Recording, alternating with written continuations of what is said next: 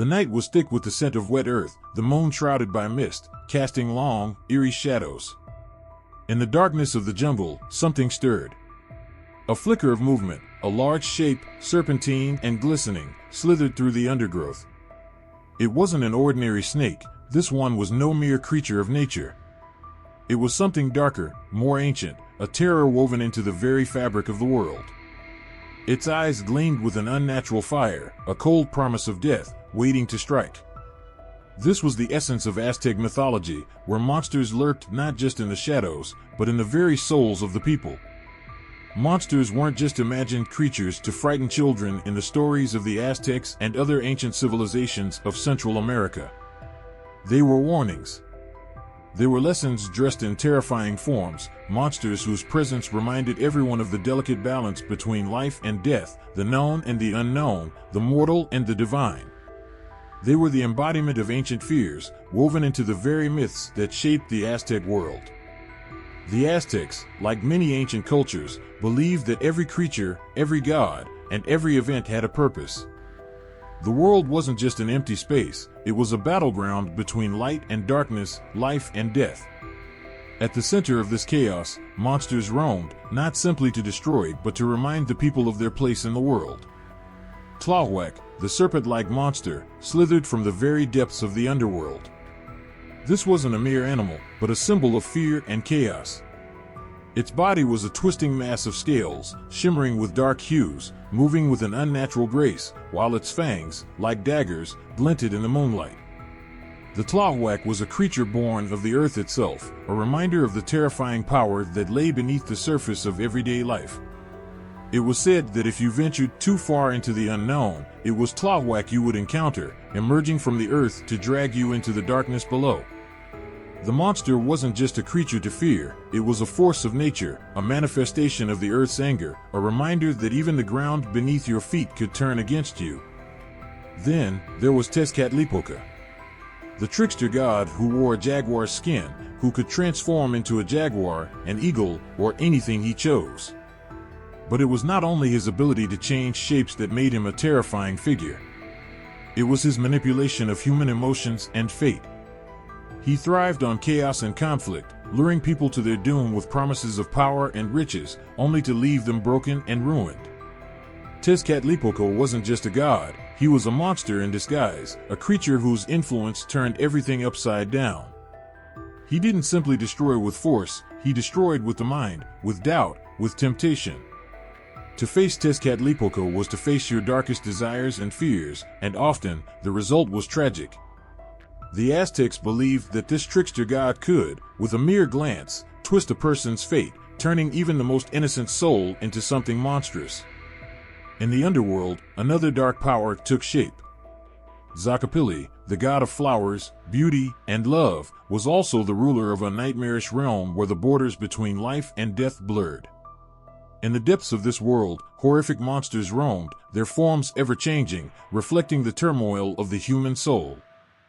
Zacapili's domain was not one of joy, as his title might suggest, but one where beauty could quickly turn to terror, where even love could become a nightmare. His influence reached beyond the peaceful flowers and into the shadows, where death waited at every turn. The flowers, so vibrant in the mortal world, could quickly turn to poison here, and the serene landscape could suddenly twist into something much more sinister. This was a world where those who were lost could never return. The monsters here weren't just creatures, they were the result of broken souls, the lingering spirits of the lost who never found peace. These were not merely monsters to be feared for their ferocity. They were warnings, embodiments of deeper truths that lay beneath the surface of the Aztec and Mesoamerican understanding of the world. Death, chaos, temptation, and madness were all parts of life, no one was exempt from them. To encounter a monster was to face your own darkness. Whether it was Tlahuac waiting to drag you under, Tezcatlipoca twisting your mind with illusions, or the nightmarish beauty of Zacapili's underworld, each was a reflection of a truth the people of Mesoamerica couldn't escape. In these stories, monsters served more than just the role of villains or enemies. They were manifestations of forces far greater than any one person or culture. They were the tools of the gods, working to shape the lives and destinies of humans in a world where the line between good and evil was never clear. Monsters were not just creatures, they were teachers. They were the embodiment of fate, of what happens when humans stray too far from balance. And in the stories of Aztec monsters, the greatest terror was not in the creatures themselves, but in what they represented, the things beyond human control. These monsters weren't just imagined horrors, they were the soul of the world, staring back at the people, challenging them to face their fears, their desires, and their inevitable fate.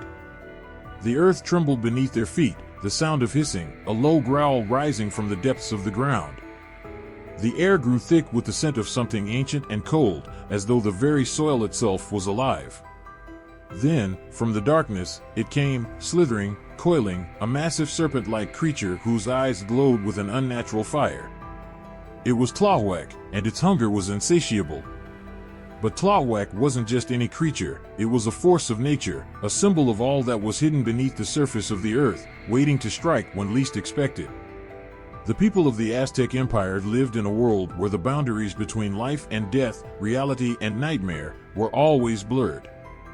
Monsters were not simply things to be feared, they were forces that shaped the world, both in the heavens and below. Each monster carried with it a lesson, a warning, or a truth too dangerous to ignore. Tlahuac was one of those creatures, a manifestation of the earth's deepest, most hidden fears. It was said that Tlahuac emerged from the underworld, a terrifying serpent that could slither through the earth, unseen and unheard until it was too late. With scales like polished obsidian and eyes that burned with the fire of forgotten gods, Tlahuac was more than just a creature, it was the earth's heartbeat, the pulse of chaos that lay beneath everything. For the Aztecs, the earth was not a passive place. It was alive, dangerous, and constantly shifting, like Tlahuac itself. The serpent was a reminder that the world was not what it seemed, it was a place of danger, of things lurking in the dark, ready to devour those who wandered too far from the path. But monsters like Tlahuac weren't born from the earth alone. They were shaped by the gods themselves, creatures that existed because the gods willed them into being. And one of the most feared of these gods was Tezcatlipoca. He was the trickster god, the one who could turn a person's dreams into nightmares with just a smile. His power wasn't just in his strength, it was in his ability to warp reality, to make things look one way, only to reveal their true, monstrous form in the blink of an eye. Tezcatlipoca was the god of deception, of chaos, and of fate. He was the one who could twist a simple wish into a curse, leading men and women into temptation, only to watch them fall into ruin. But more than that, Tezcatlipoca was the creator of monsters. He wasn't content with just watching the world crumble, he created the beasts that haunted people's dreams and nightmares. The jaguar, the serpent, the raven, all were his creations, born from his dark desires. For the Aztecs, Tezcatlipoca was both a god and a monster, for his very nature was unpredictable. He could be a protector or a destroyer, a bringer of wisdom or madness. His role in creating monsters was not one of simple malice, it was a reminder that the world itself was unpredictable, that fate could turn on a single moment, and that the power of the gods was something to be feared. He was the monster that lived inside every heart, the temptation that called to people in their weakest moments, leading them to become something unrecognizable. Then there was Zacapili, the god of flowers, beauty, and love, who held dominion over a far more terrifying world than anyone could imagine. To most, he was a god of joy, of the vibrant colors of life. But behind his gentle smile lay a realm of horrors, a world where beauty was corrupted and love could quickly become madness. His nightmarish realm was where the line between the living and the dead blurred. Flowers, once symbols of joy, grew like twisted, poisonous vines. The bright colors of life turned into dull, decaying hues. And it was in this world that some of the most terrifying monsters of Aztec mythology were born. Zacapili's realm was a reflection of what happens when the natural balance is disturbed. His creations weren't just beasts that roamed the earth, they were beings born from the darkest parts of the soul. Death, in his world, was not something final, it was something that lingered, waiting to consume everything in its path. His monsters were born from the lost souls, the broken hearts, and the forgotten dreams that filled the space between the living and the dead. What was so terrifying about Zakapili's monsters was that they weren't just beasts, they were manifestations of human suffering. They were born of emotions, grief, anger, fear, and desire, twisting them into forms that could no longer be recognized.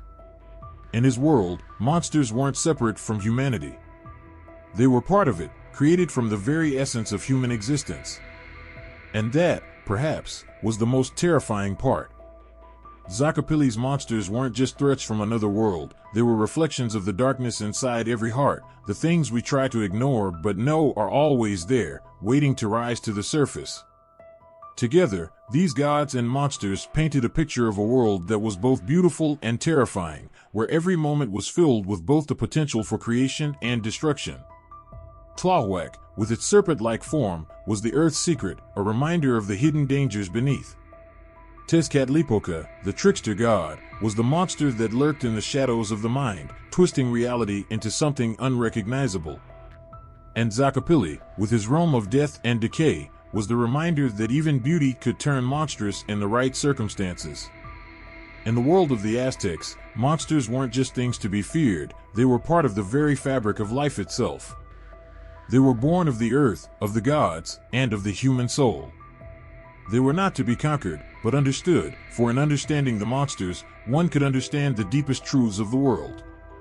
And perhaps, in that understanding, there was a chance to survive the horrors they represented.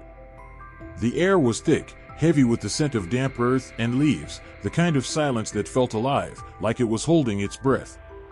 In the stillness of the night, a pair of glowing eyes pierced the darkness, a feral gleam that promised both danger and death.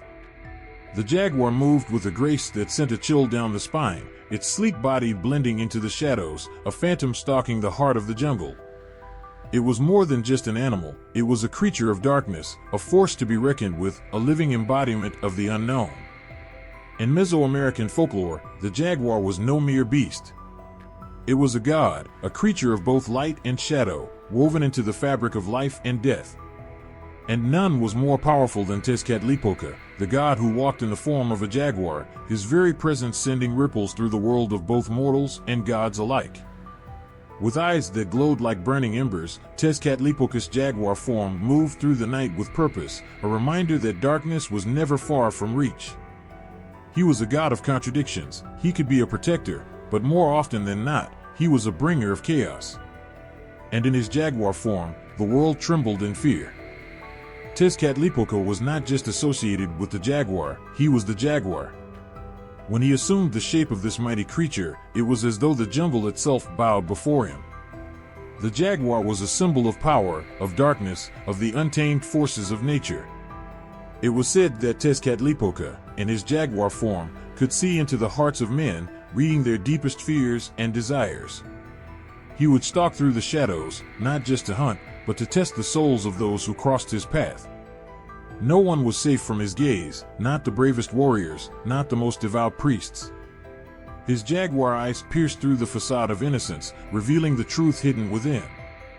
There were tales of men who had encountered the jaguar god, Tezcatlipoca, and lived to tell the tale, but their lives were never the same. The jaguar's gaze, so intense and full of ancient wisdom, would change them forever. It was as if the world had shifted around them, leaving them unable to return to the simple life they had known before. Some became leaders, their hearts burning with power and a thirst for control, while others descended into madness, their minds haunted by the memory of those glowing eyes that saw too much. But the jaguar wasn't always a god, nor was it always a creature of terror. In the deepest parts of the jungle, far from the reach of civilization, the jaguar was a beast of mystery, an animal that blurred the lines between life and death, the physical and the supernatural. The legends told of shape-shifting jaguars, creatures that were not just animals, but were also human, or something in between. These jaguars roamed the earth in both forms, slipping between the boundaries of man and beast, shifting from one shape to another with terrifying ease. In some stories, these jaguars were protectors, warriors who used their supernatural strength to defend their people from invading forces or other dangers.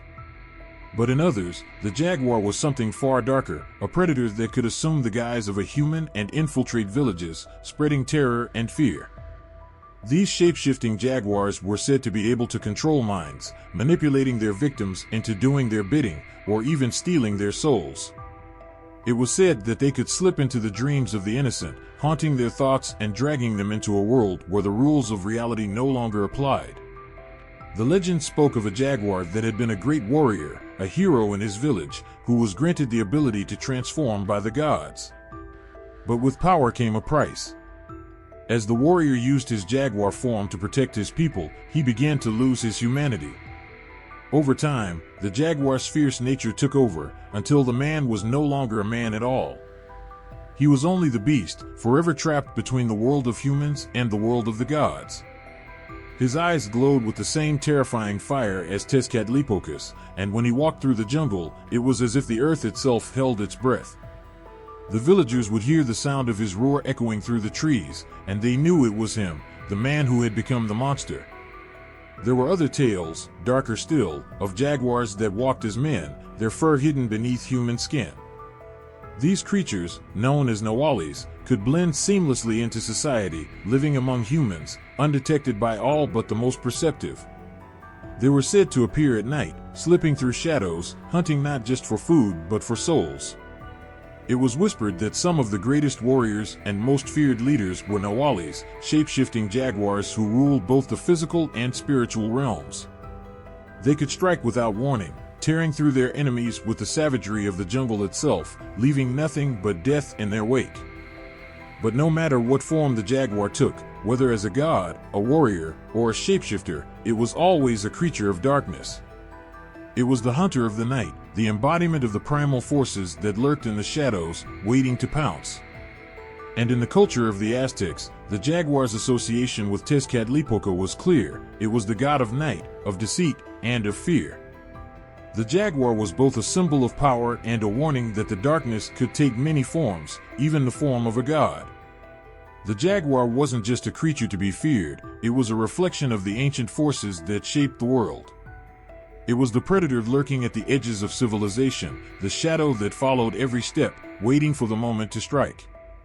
And whether it was a god in disguise, a shape-shifting warrior, or a supernatural beast, the jaguar remained a reminder that there are things in this world beyond human understanding, forces too powerful to be controlled. The air in the underworld was thick, like a heavy blanket pressing down on the heart. It was quiet, too quiet, but for the faint hiss that seemed to echo from the darkness, a sound that vibrated in the bones.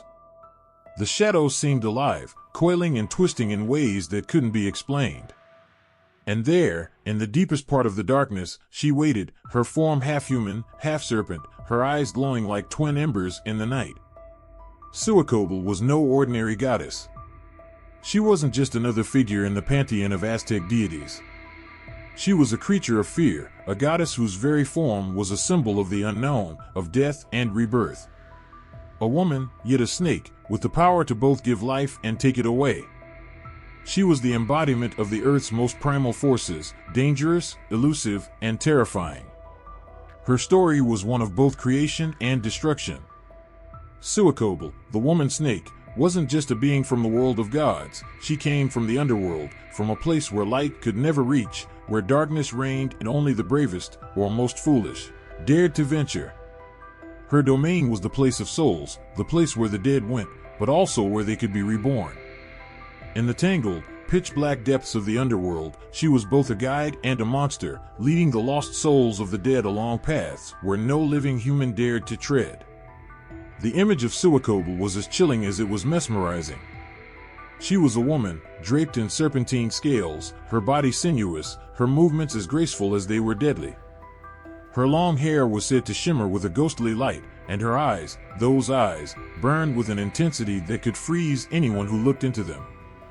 But it was the lower half of her that defined her. She was not simply a woman, she was a serpent, her lower body twisting and coiling like a great, ancient snake, the embodiment of danger that crept through the shadows. The Suacobal was not the gentle goddess of fertility that many might expect from a female deity. No, she was something far darker, something more ancient. In Aztec mythology, snakes were often associated with the underworld, with death, with things that could not be seen but always loomed in the background, waiting. The serpent was the symbol of both creation and destruction, slithering through the earth, leaving behind new life in the wake of death. And so it was with Quetzalcoatl. She wasn't a mother goddess who gave life, but rather a goddess who controlled the cycle of life and death itself. Her monstrous manifestation in the underworld was one that filled the hearts of even the bravest men with terror. She was a goddess of vengeance, of justice, but also of wrath. She could bring storms, floods, and earthquakes. She could strike down those who had wronged her, punishing them with the same cold cruelty as the darkness from which she came. But it wasn't just physical destruction she dealt, it was spiritual as well. Her touch could strip away the souls of those who dared to defy her, swallowing them into the abyss where they would remain for eternity. Yet, Quetzalcoatl was not without purpose. She was not a random force of evil. In the underworld, her role was crucial. She was both a guardian and a harbinger, a figure who both protected and punished. Those souls who passed through her domain needed to prove their worth, for it was she who determined their fate. Would they remain in the shadows forever, tormented by the horrors of the underworld? Or would they be reborn into a new form, cleansed by the journey through her dark domain? But there were other, more terrifying manifestations of Quetzalcoatl, manifestations that went beyond the underworld and into the human realm. In some stories, she would appear in the world of the living, taking on the form of a great serpent that could swallow villages whole. Her serpent's eyes would gleam, hypnotizing those who saw them, compelling them to follow her into the night. Those who followed were never seen again, lost to the darkness from which she came. Other stories told of her appearance as a woman, her form no longer half-serpent but full of the twisting, coiling energy of a snake. It was said that, in this form, she could shapeshift, changing her body and appearance at will, becoming whatever she needed to be to confuse, to manipulate, or to destroy. She was not just a physical creature of fear, she was the embodiment of confusion itself, twisting the minds of those who encountered her, leading them to their doom. Perhaps the most terrifying aspect of Quetzalcoatl was her connection to the very forces of nature.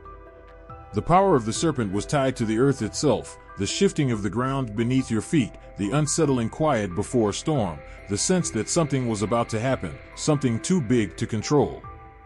She was the dark side of the earth, the undercurrent that ran below the surface, waiting to rise up and consume everything in its path. But there was also something tragic about Quetzalcoatl. She was a creature of death, yes, but she was also a goddess of transformation. The people of the Aztec Empire understood the importance of life and death being intertwined. Death was not the end, but a step in the cycle of life. And so it was with Quetzalcoatl.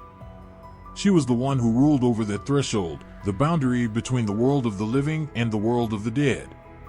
It was through her hands that souls either found peace or were forever trapped in darkness.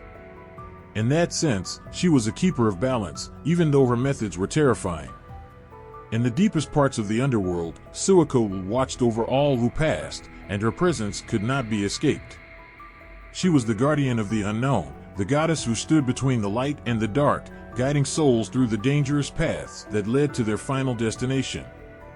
Her power was undeniable, her beauty terrifying, and her role in the cycles of life and death inescapable.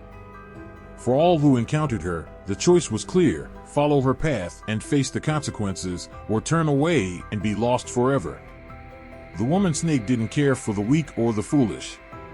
She had no mercy. She was a force of nature, an ancient god whose power would never be forgotten. The ground trembled, as if the earth itself was awakening from a long slumber. Above, the sky shimmered with an ethereal glow, the clouds parting just enough to reveal a majestic, serpent-like figure that stretched across the heavens. Its body, long and undulating, was wrapped in vibrant feathers that sparkled in the sun like jewels. This was no ordinary serpent. This was Quetzalcoatl, the feathered serpent, a god whose wings beat through the air like the whisper of ancient winds. Quetzalcoatl was more than just a deity. He was a symbol of life, creation, and the delicate balance between the heavens and the earth. The people of Mesoamerica looked up to him, revering his power, but they also feared his wrath, for even gods could become monsters. In their eyes, Quetzalcoatl wasn't just a bringer of wisdom and light, he was a force that shaped the world with both gentleness and terrifying strength. His form, a magnificent fusion of serpent and bird, represented the merging of opposites. The serpent, coiled and powerful, was a creature of the earth, a being who moved through the underworld and ruled over the forces of darkness. The feathers, on the other hand, were the symbol of the sky, light, free, and expansive. Together, they embodied the tension between life and death, between creation and destruction. This combination made Quetzalcoatl both revered and feared by those who understood the true weight of his power. Quetzalcoatl's monstrous potential lay not just in his form, but in what he could create. As a god of wisdom and knowledge, he was also a creator.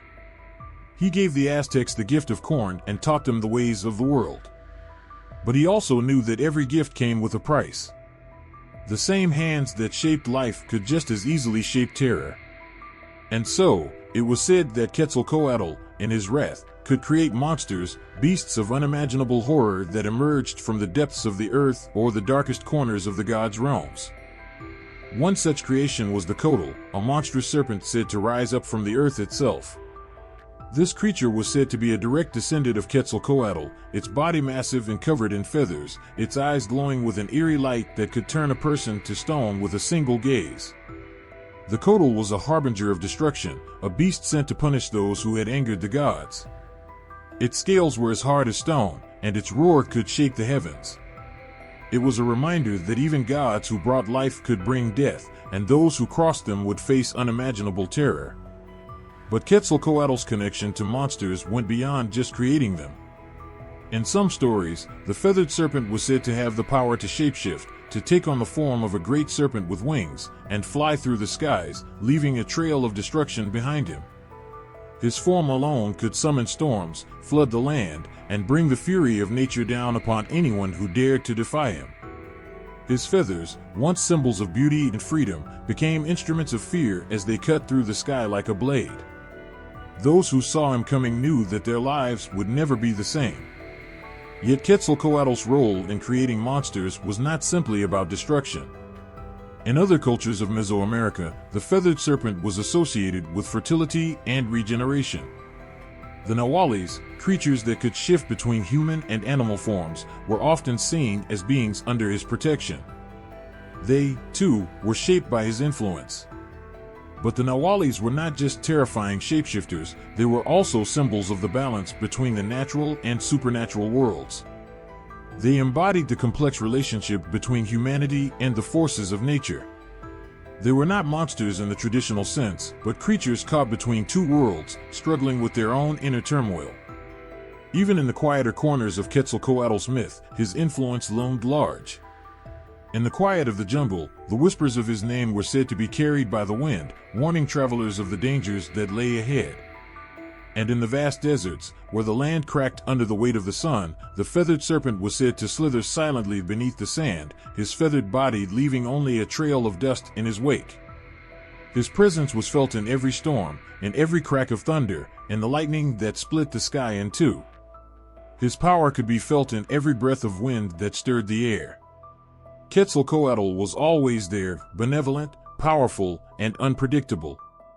As a creator and destroyer, Quetzalcoatl's influence reached far beyond the physical world. He was a god whose very nature was tied to the mysteries of life, death, and rebirth. He was not just a figure in the sky, a feathered serpent flying above the earth. He was woven into the very fabric of the world, his presence felt in every corner of existence, his power both a blessing and a curse. In his wake, he left not only a trail of beauty but also a trail of destruction, a reminder that creation could always be undone. In his most terrifying form, Quetzalcoatl was a god who could not be outrun, nor could he be understood. His monsters were not just beasts to be feared, but reflections of the chaos and balance that existed within him. His influence over the natural world was absolute, and his ability to shape the creatures of that world was a reminder that, even in the midst of great beauty, there was always the possibility of monstrous horror. Those who dared to invoke his wrath would find themselves at the mercy of the very forces that had created them. for in the end, Quetzalcoatl's true power lay not in the monsters he created, but in the way those monsters reflected the fragile and ever-shifting balance between light and dark, life and death. The feathered serpent was not just a god of destruction. He was a god of creation, of change, of the ever-present tension between the beauty of life and the terror of the unknown. And no one, no matter how strong or wise, could ever escape the consequences of that balance. It's the sound that always comes first, the mournful cry that drifts on the wind, soft at first, like a distant sorrow. Then, slowly, it grows, swelling with a kind of unbearable pain that seems to hang in the air, wrapping itself around everything. Mis Hios. Oh, my children. It is the sound of a woman who has lost everything, a wail that pierces the night and echoes in the hearts of all who hear it. And in the distance, through the fog and the mist, you can see her, a figure dressed in white, her long hair wet and tangled, her eyes hollow with grief. This is La Llorona, the weeping woman, whose presence haunts the waters, whose sorrow echoes through the land, and whose tragic fate has shaped the nightmares of generations. In many parts of Central America, and especially in Mexico, the legend of La Llorona is one of the most chilling and enduring tales, passed down through the years with a sense of dread that never seems to fade. Her story has morphed in different ways depending on where it is told, but the core of it remains the same, a woman, once beautiful and filled with joy, who is now condemned to wander the earth for eternity, weeping for the children she lost, forever searching, never finding. Her grief is a specter, haunting both the living and the dead, a reminder of the terrible consequences of heartbreak and abandonment. In the more common version of the story, La Llorona is a mother who, in a moment of rage or despair, drowns her own children. The reasons vary. Some say it was a fit of jealousy, others say it was a desperate act born from a broken heart after being abandoned by her lover. Regardless of the cause, the outcome remains the same. Once the children are lost, she is left with nothing but an unbearable emptiness. Her soul, torn apart by the weight of her actions, is condemned to wander forever. She searches for her children in the rivers and lakes, her cries a constant reminder of her loss, her guilt, and her punishment. Her form is ever-changing, sometimes appearing as a beautiful woman, sometimes as a terrifying specter, but her eyes always reflect the same depth of sorrow. The weeping, never-ending, like the river itself, is a symbol of the loss that cannot be undone, a grief that no time can heal. To hear her cry is to know that she has no peace, no rest. She is forever trapped between the realms of the living and the dead, her punishment as endless as her sorrow. The legend of La Llorona is more than just a ghost story, it is a warning. Parents tell it to their children as a way to keep them close, to ensure they don't stray too far from the safety of their homes. Do not wander by the river, they say, or La Llorona will take you. And in the quiet of the night, when the wind howls and the darkness seems to stretch on forever, the sound of her wail can stir a cold, primal fear. Even those who do not believe in her still hear the whispers of her legend in their hearts, as though something deep inside knows that she could be real, that her grief could be real. Her cries aren't just the cries of a grieving mother, they are the cries of a soul trapped by the very nature of its pain. She is the embodiment of maternal loss, of the terrible, inescapable sorrow that comes when a mother loses a child. It is a grief that transcends time, a grief that has no resolution. She cannot move on, cannot find peace, because she has torn the very fabric of her own heart. The loss of her children has severed her connection to the world of the living, and in her search for them, she has lost all sense of time, of place, of self. She is the perfect metaphor for a mother's love gone wrong, a love that, when twisted by loss and regret, becomes something far more terrifying. For the people who hear her cries in the dead of night, La Llorona is a reminder of the fragility of life and of the consequences of actions driven by emotion. In a culture that values family, loyalty, and respect, La Llorona is a dark reflection of the pain that can come when those bonds are broken. She is the warning that the grief of a mother is not something to be taken lightly, that it has the power to consume everything in its path. But La Llorona isn't just a monster of grief. She is also a symbol of the supernatural, of a world where the living and the dead are not always separated by a clear line. She is the spirit of the lost, the wandering soul whose very existence blurs the boundaries between life and death. The places where she is said to appear are always those that hold some connection to death: the rivers, the lakes, the edges of forests, the quiet places where the veil between the world of the living and the world of the dead feels thin, fragile, and uncertain. The sound of her cries at night becomes a reminder that the world is never as solid as it seems, that things hidden in the shadows may be more real than we care to admit. In some versions of the story, La Llorona is a tragic figure, driven mad by the weight of her own actions. She is not simply a monster to be feared, she is a mother, a woman who loved, and whose love turned into something monstrous when it was shattered. Her grief is so all-encompassing that it becomes a force, a darkness that spills out into the world, touching everything in its path. In those moments when her wail fills the night air, there is a sense of unbearable sadness, an almost tangible feeling that her pain will never end, that she will never find peace. Her story transcends borders, moving across Central American countries, shaping different cultures with the same tale of love, loss, and the consequences of a mother's grief. In every telling, her cries are the same, but the lessons they carry are different, more personal. La Llorona is a reminder that the most dangerous monsters are not always born from evil, but from broken hearts, hearts that cannot heal and souls that cannot rest.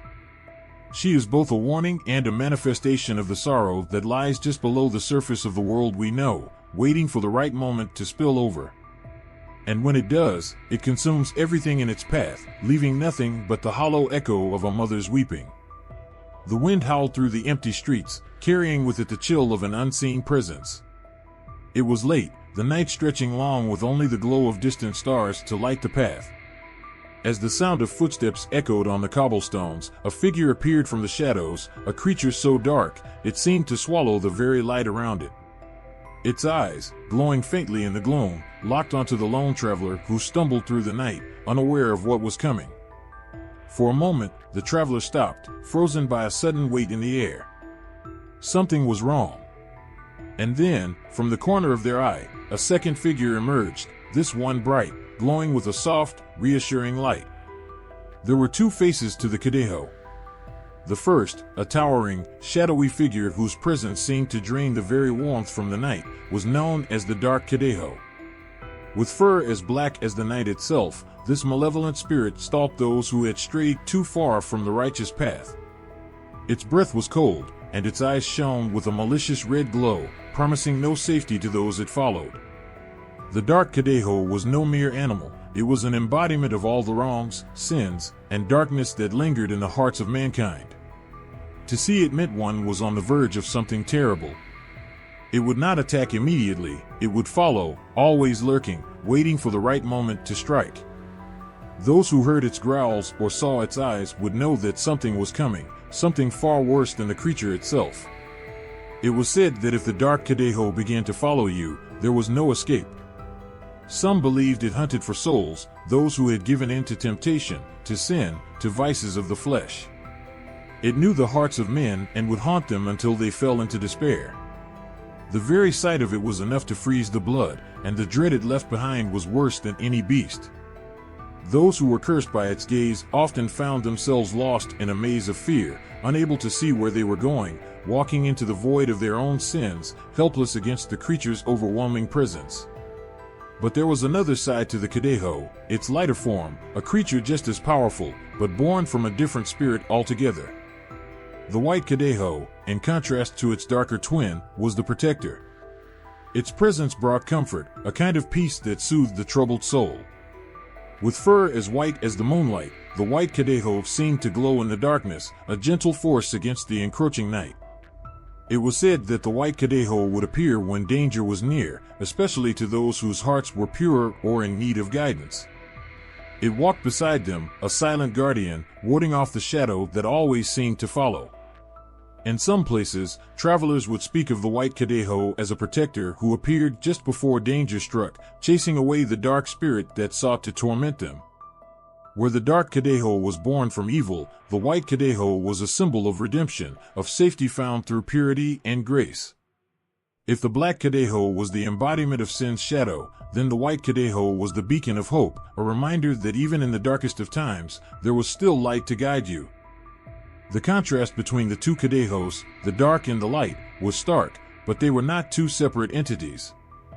They were two halves of the same whole, as inseparable as the night from the day, as sin from redemption. Each spirit was a reflection of the choices that lay in the heart of every person. The dark Kadeho represented the consequences of ignoring the warnings, of walking away from the path of righteousness.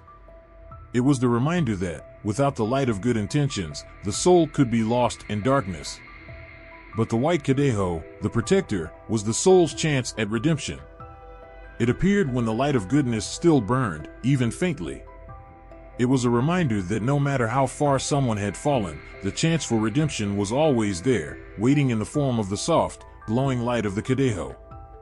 In the myth, the two spirits often seemed to play a game, one forever pursuing and the other protecting.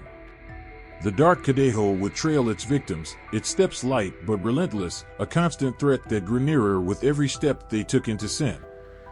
The white Kadeho, however, would follow as well, but it was a spirit of mercy. It would stay just close enough to keep the darkness at bay, to offer a chance at salvation, but only for those willing to reach for it. It was said that when both spirits met, the outcome was determined by the person who was being pursued. If that person chose to acknowledge the darkness and give in to their fears, their temptations, the dark Kadeho would have its victory. The night would grow colder, and the path would narrow, leading the lost soul into despair. But if the person embraced the light, if they remembered their kindness, their goodness, their capacity for redemption, the white Kadeho would be there, pushing the darkness back, offering a way out. The spirits would remain locked in a dance, a constant tug of war for the human soul. And for some, the Kadehos weren't just myths, they were real. They were warnings spoken on stormy nights, tales told around campfires to remind people that the choices they made mattered, that the path they chose would have its consequences. The Kadehos' presence wasn't just a matter of supernatural forces. It was an expression of something deeper, the internal struggle between good and evil, between the light of redemption and the darkness of sin. For those who encountered the Kadeho, it was a test. Some passed, walking with the white spirit through the night, feeling its warmth and protection against the cold. Others fell prey to the shadow, lost in their own darkness, never feeling the embrace of the light. And still, there were those who walked alongside both, feeling the tug of their decisions, knowing that the true battle wasn't between the two spirits, but within themselves. The Kadeho had no interest in mere monsters or beasts. It wasn't about fangs or claws. It was about the human soul and the choices that shaped it. Would you find your way out of the darkness? Or would you let it consume you, step by step, as the cold, relentless eyes of the dark Kadeho watched from the shadows? In the quiet stillness of the forest, when the trees are thick and the air feels heavy with the scent of moss and earth, there's a whisper, a sound that comes not from the wind, but from something far older, something more alive. It's a sound you might mistake for the rustle of leaves, or the distant crack of a branch, but it's not. It's a warning, subtle but chilling. If you listen closely, you might hear the soft shuffle of footsteps in the underbrush, too quiet for anyone else to catch. But you, who have wandered too far from the beaten path, feel the presence growing. The forest is watching, waiting. And then you see them, just out of the corner of your eye, hidden behind the trees. Figures, barely human, their eyes gleaming with a strange, unnatural light. They are the Sheneks, the guardians of the forest, spirits that have lived in the shadows of the trees for centuries, watching, protecting, punishing.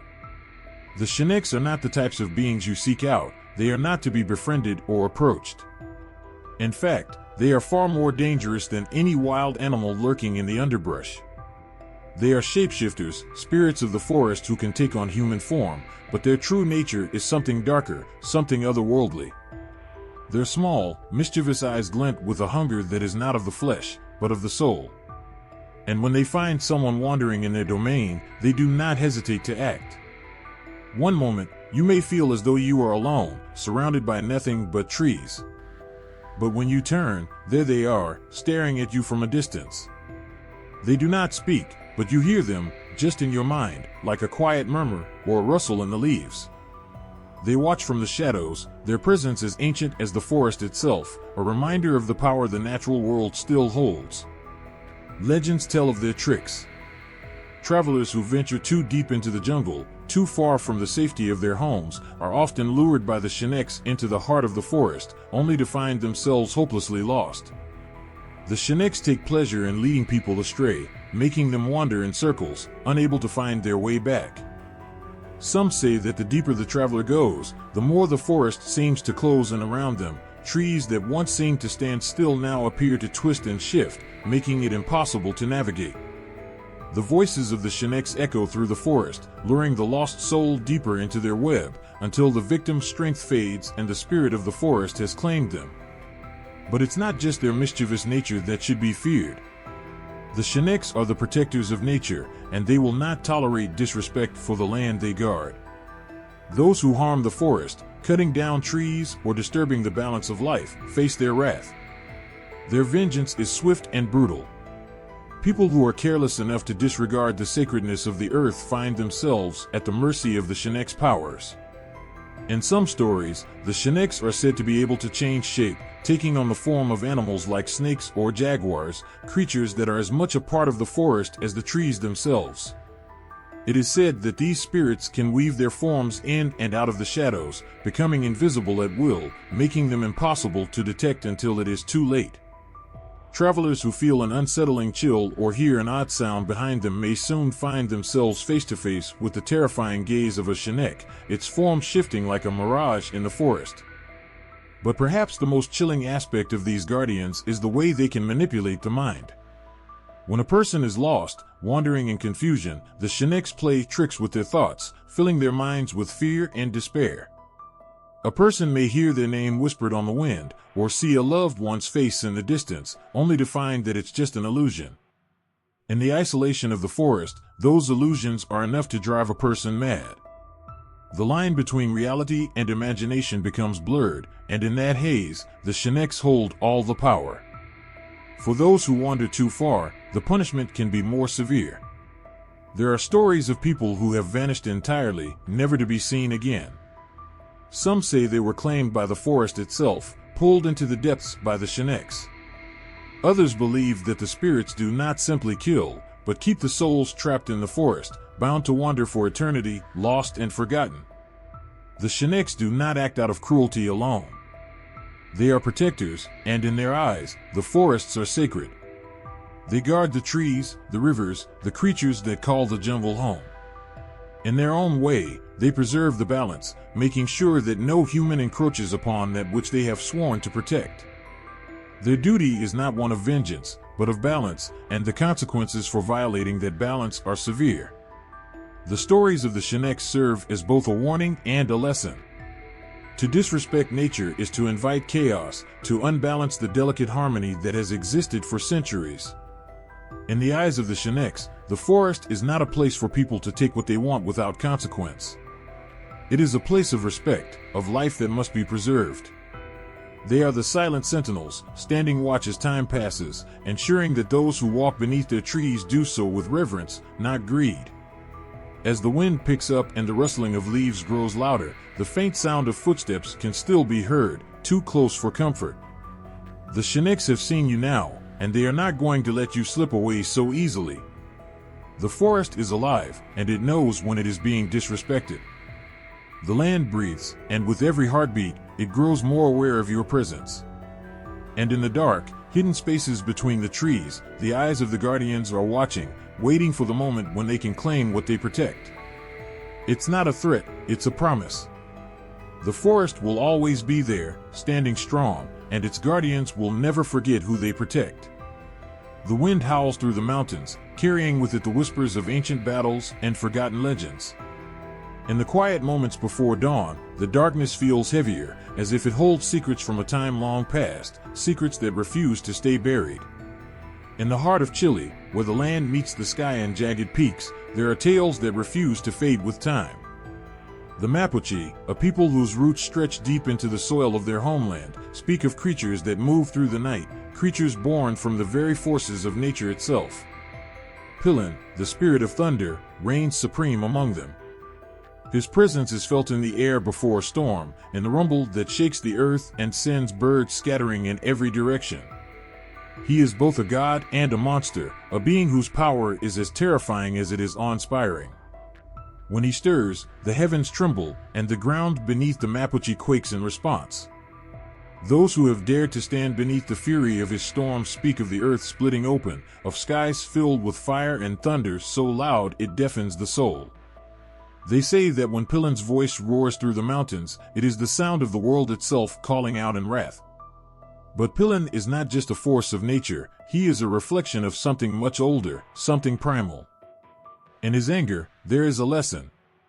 He is a reminder of the balance that must be maintained, the struggle between creation and destruction, life and death. He is the thunder that shakes the heavens, the fires that scorch the earth.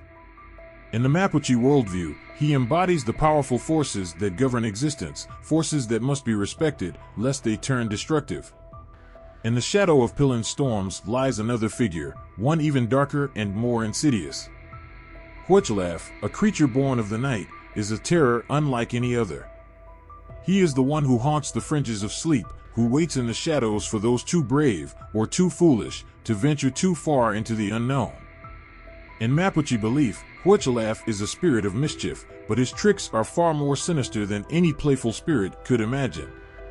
He is a creature that feeds on fear, on the deepest nightmares of those who cross his path. Those who have encountered Huachalaf speak of the way he moves through the dark, his presence announced only by the shifting of the air, the sudden chill that crawls up the spine. His eyes, glowing with an eerie light, pierce the darkness like twin embers. The shape of his body is fluid, ever-changing, like a shadow that can never be pinned down. Some say he appears as a great beast, a hulking figure of shadow and claws, while others claim he takes on the form of a man, his face twisted into a grotesque mask of cruelty.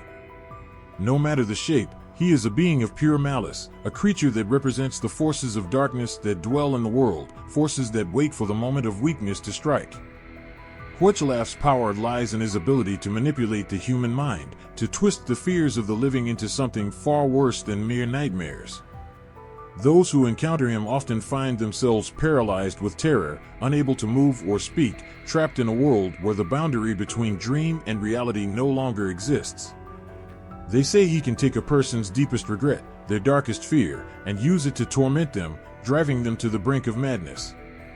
The fear that Huachalaf evokes is not the fear of something tangible, it is the fear of the unknown, the fear of losing oneself to the darkness. Yet, like Pilin, Huachalaf too is part of a larger, cosmic struggle. He is the embodiment of chaos, of the night that must always follow the day, the destruction that comes after creation. In the world of the Mapuche, the fight between good and evil is not a simple matter of light versus darkness. It is a constant battle, a cycle that must be respected and understood. Huachalaf is the agent of that chaos, the force that challenges the peace and balance that Pilin attempts to protect. In every thunderstorm, in every dark night, the struggle between these two forces plays out, each vying for dominance, each shaping the world around them. The stories of these two beings are not merely tales of fear and violence. They are stories of the natural world, of the forces that govern the land and the sky. Pilin, with his storm and fury, is a protector of life, ensuring that nature remains wild and untamed, that the earth and the sky stay in their eternal dance. Huachalaf, on the other hand, is a reminder of the dangers that lie in the shadows, the things that cannot be controlled or understood, the chaos that lurks beneath the surface of the world.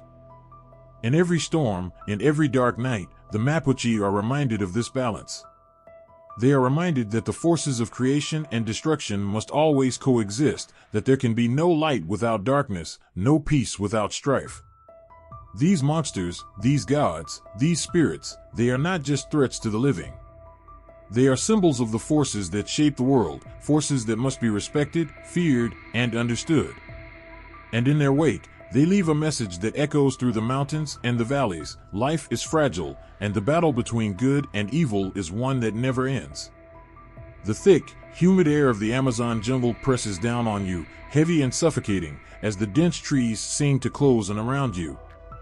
The rustling of leaves in the distance feels almost alive, as if something unseen is watching your every move. In this vast expanse of green, where the sounds of unseen creatures echo through the trees, there's a deep, unsettling silence that holds the jungle in its grip. The air is thick with mystery, and something feels wrong. It is here, in the heart of this untamed wilderness, that the Chulachaki waits. He does not roar or scream. He does not attack with sharp claws or venomous fangs. Instead, he is far more dangerous than that. The Chulachaki is a master of deception, a spirit that takes the form of a human or something close enough to make you believe you're not alone.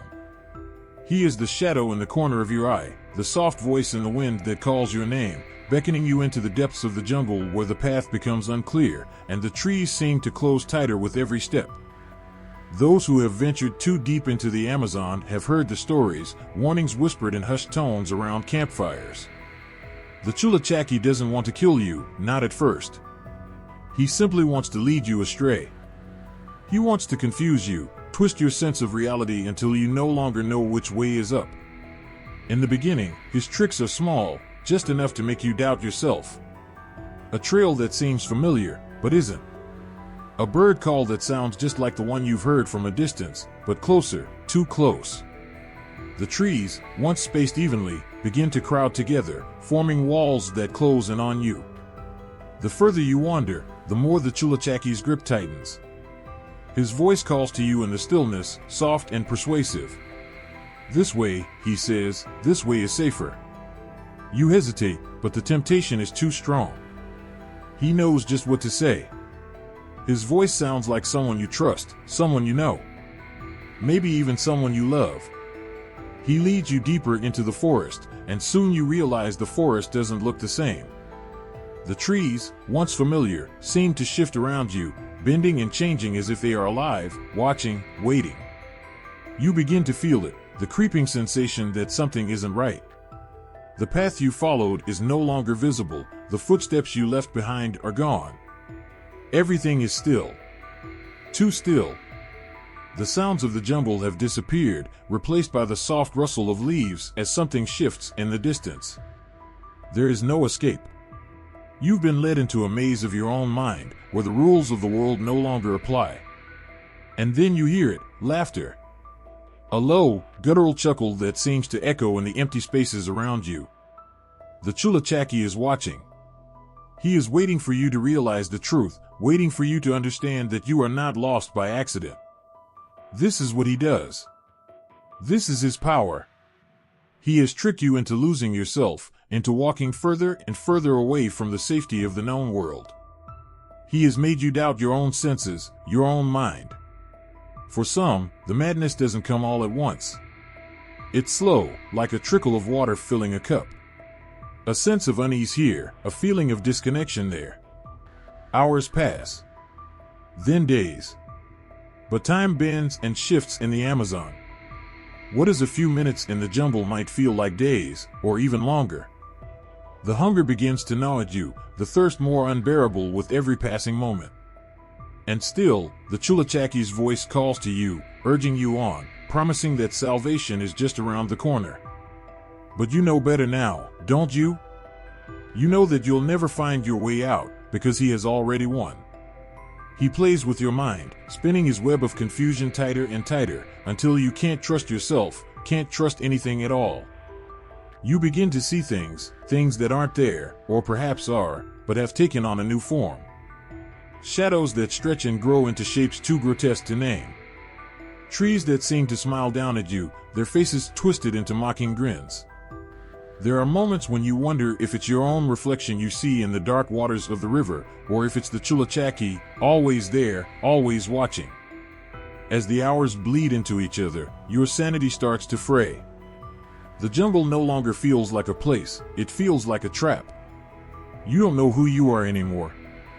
Have you become just another soul lost to the forest? Another victim of the Chulachaki's endless game?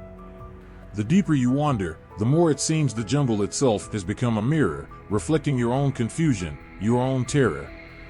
You've heard the warnings, the stories of those who came before you, who were never seen again.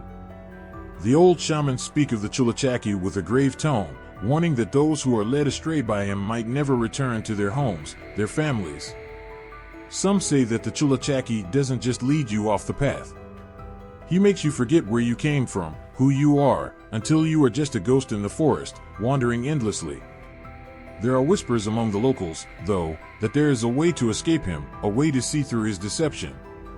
It's said that if you can remember who you truly are, if you can see through the veil he casts over your mind, you might find the way back. But by then, most have already lost themselves. The forest, with all its haunting beauty, has already claimed them. The Chulachaki is not just a demon of the jungle. He is the reflection of every traveler's fear of the unknown, the isolation that comes from being lost in a place where time and space have no meaning. He is the trickster who wears the face of your hopes, your desires, and your fears.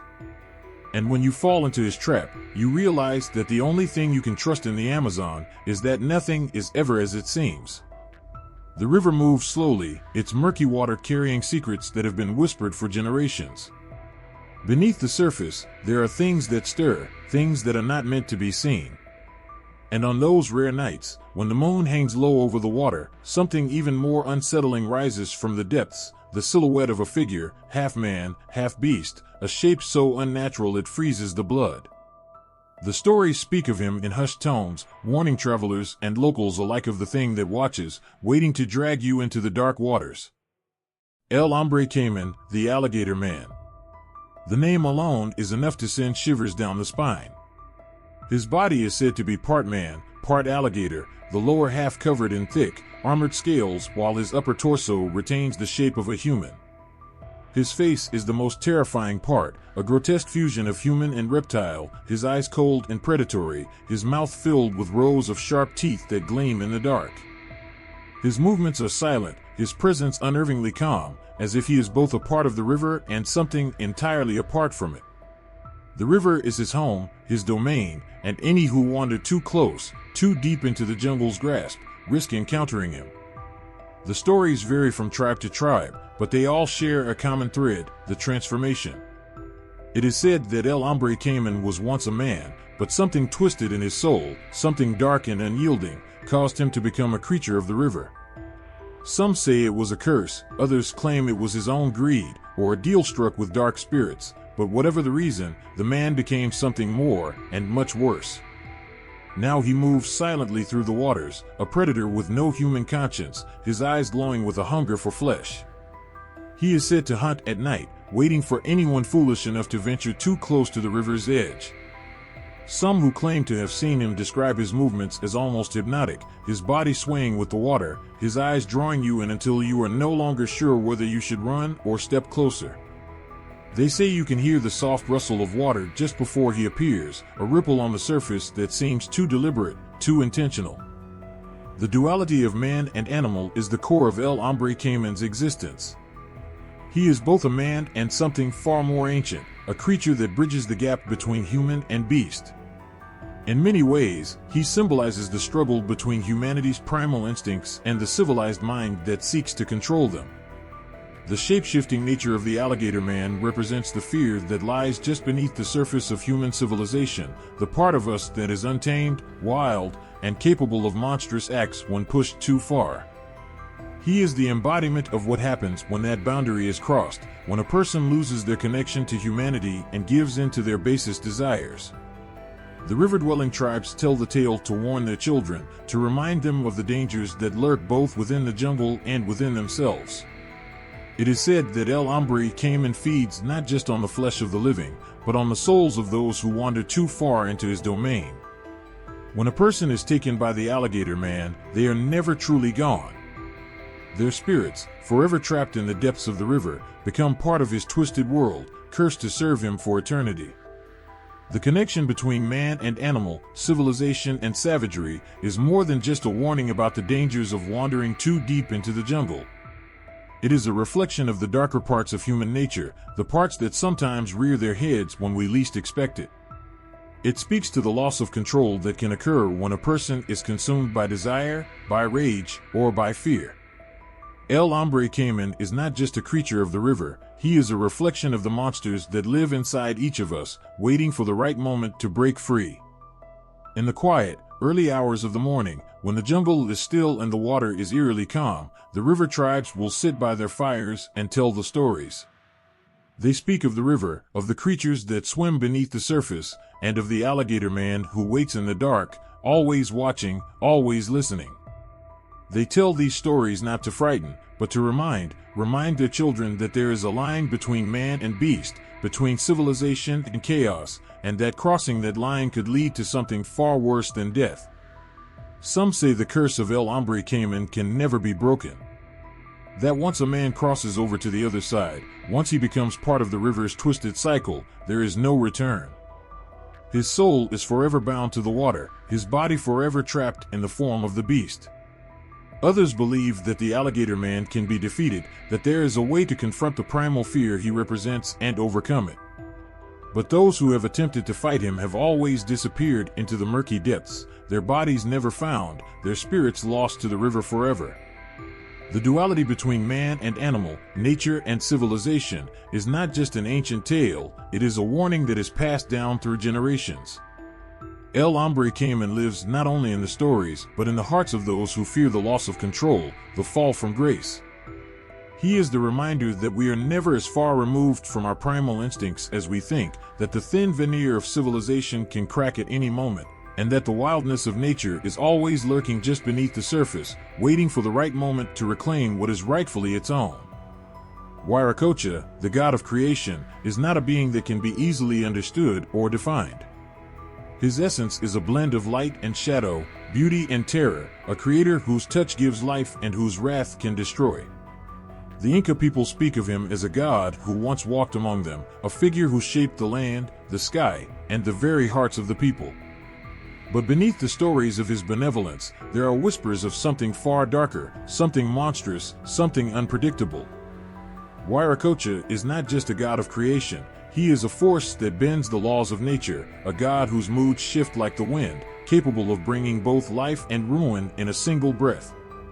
It is said that when Wiracocha first appeared on earth, he came from the vast emptiness of the sky, stepping down from the heavens to mold the world.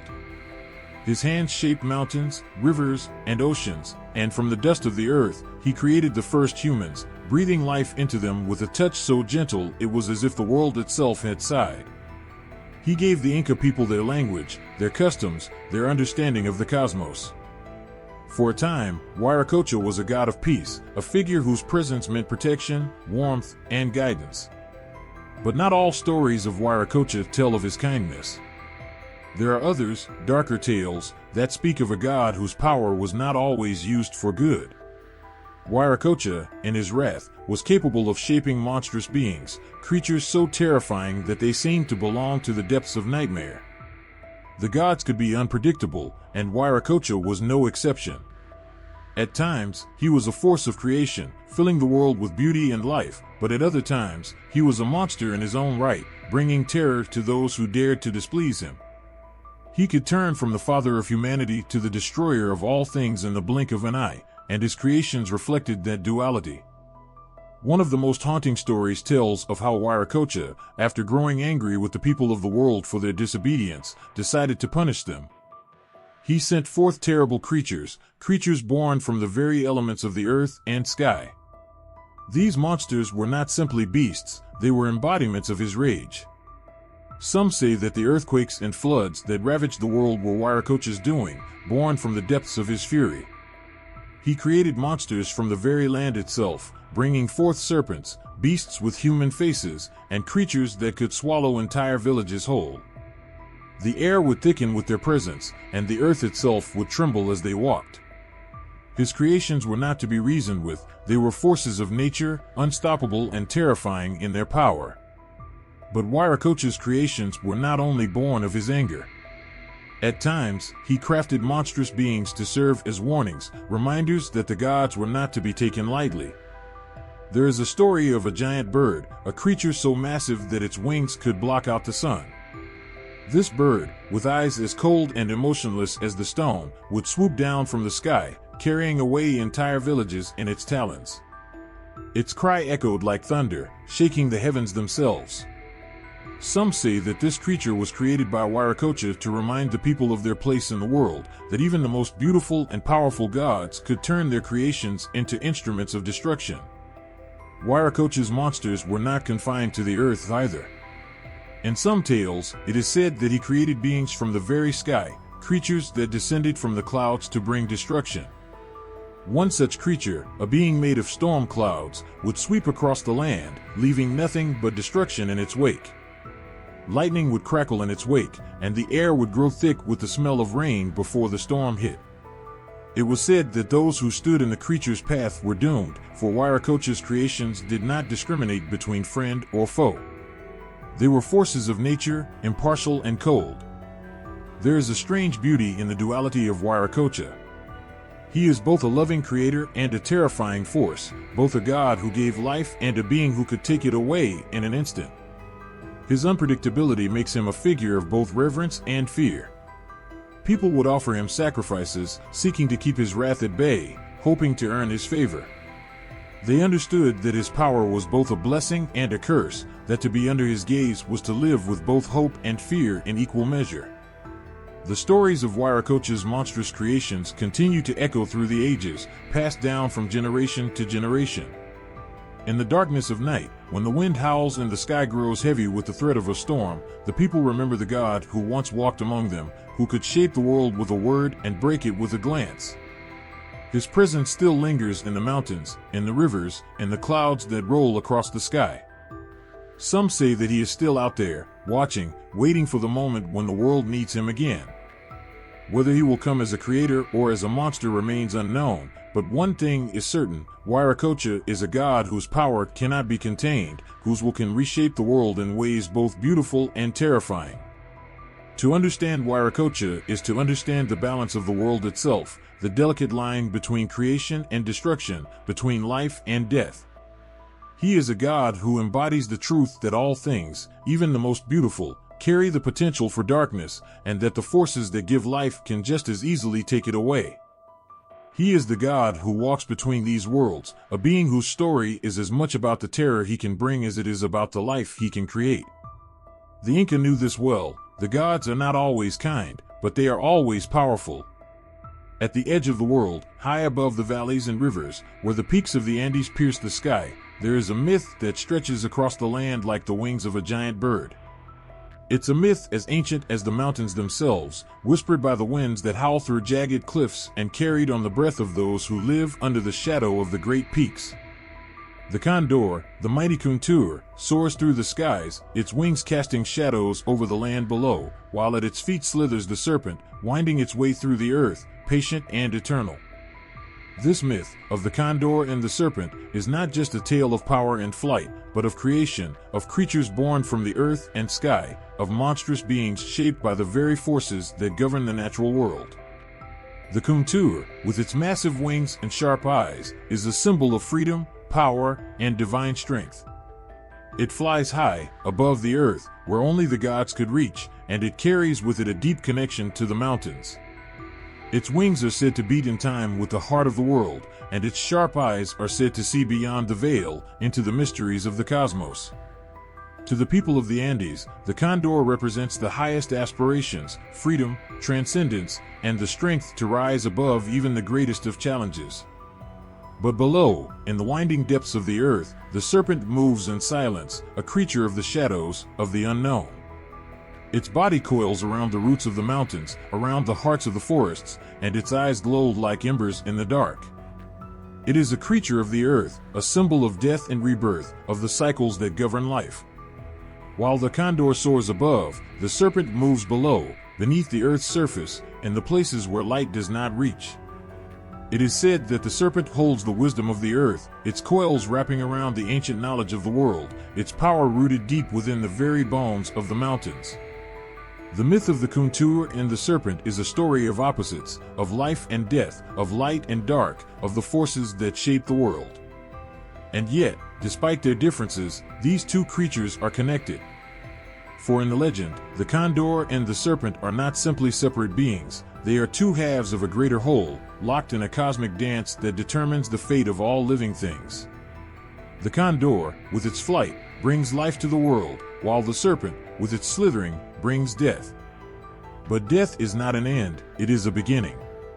And from the death of one life, new life can be born. In this way, the serpent and the condor are bound by a shared purpose: to create, to destroy, and to renew. In the highlands of the Andes, the people speak of how the condor and the serpent gave birth to monstrous creatures, beasts of terrible power that rose from the earth and the sky, forged from the raw forces of nature. Some of these creatures were born from the serpent, shaped by its coils and its hunger for life.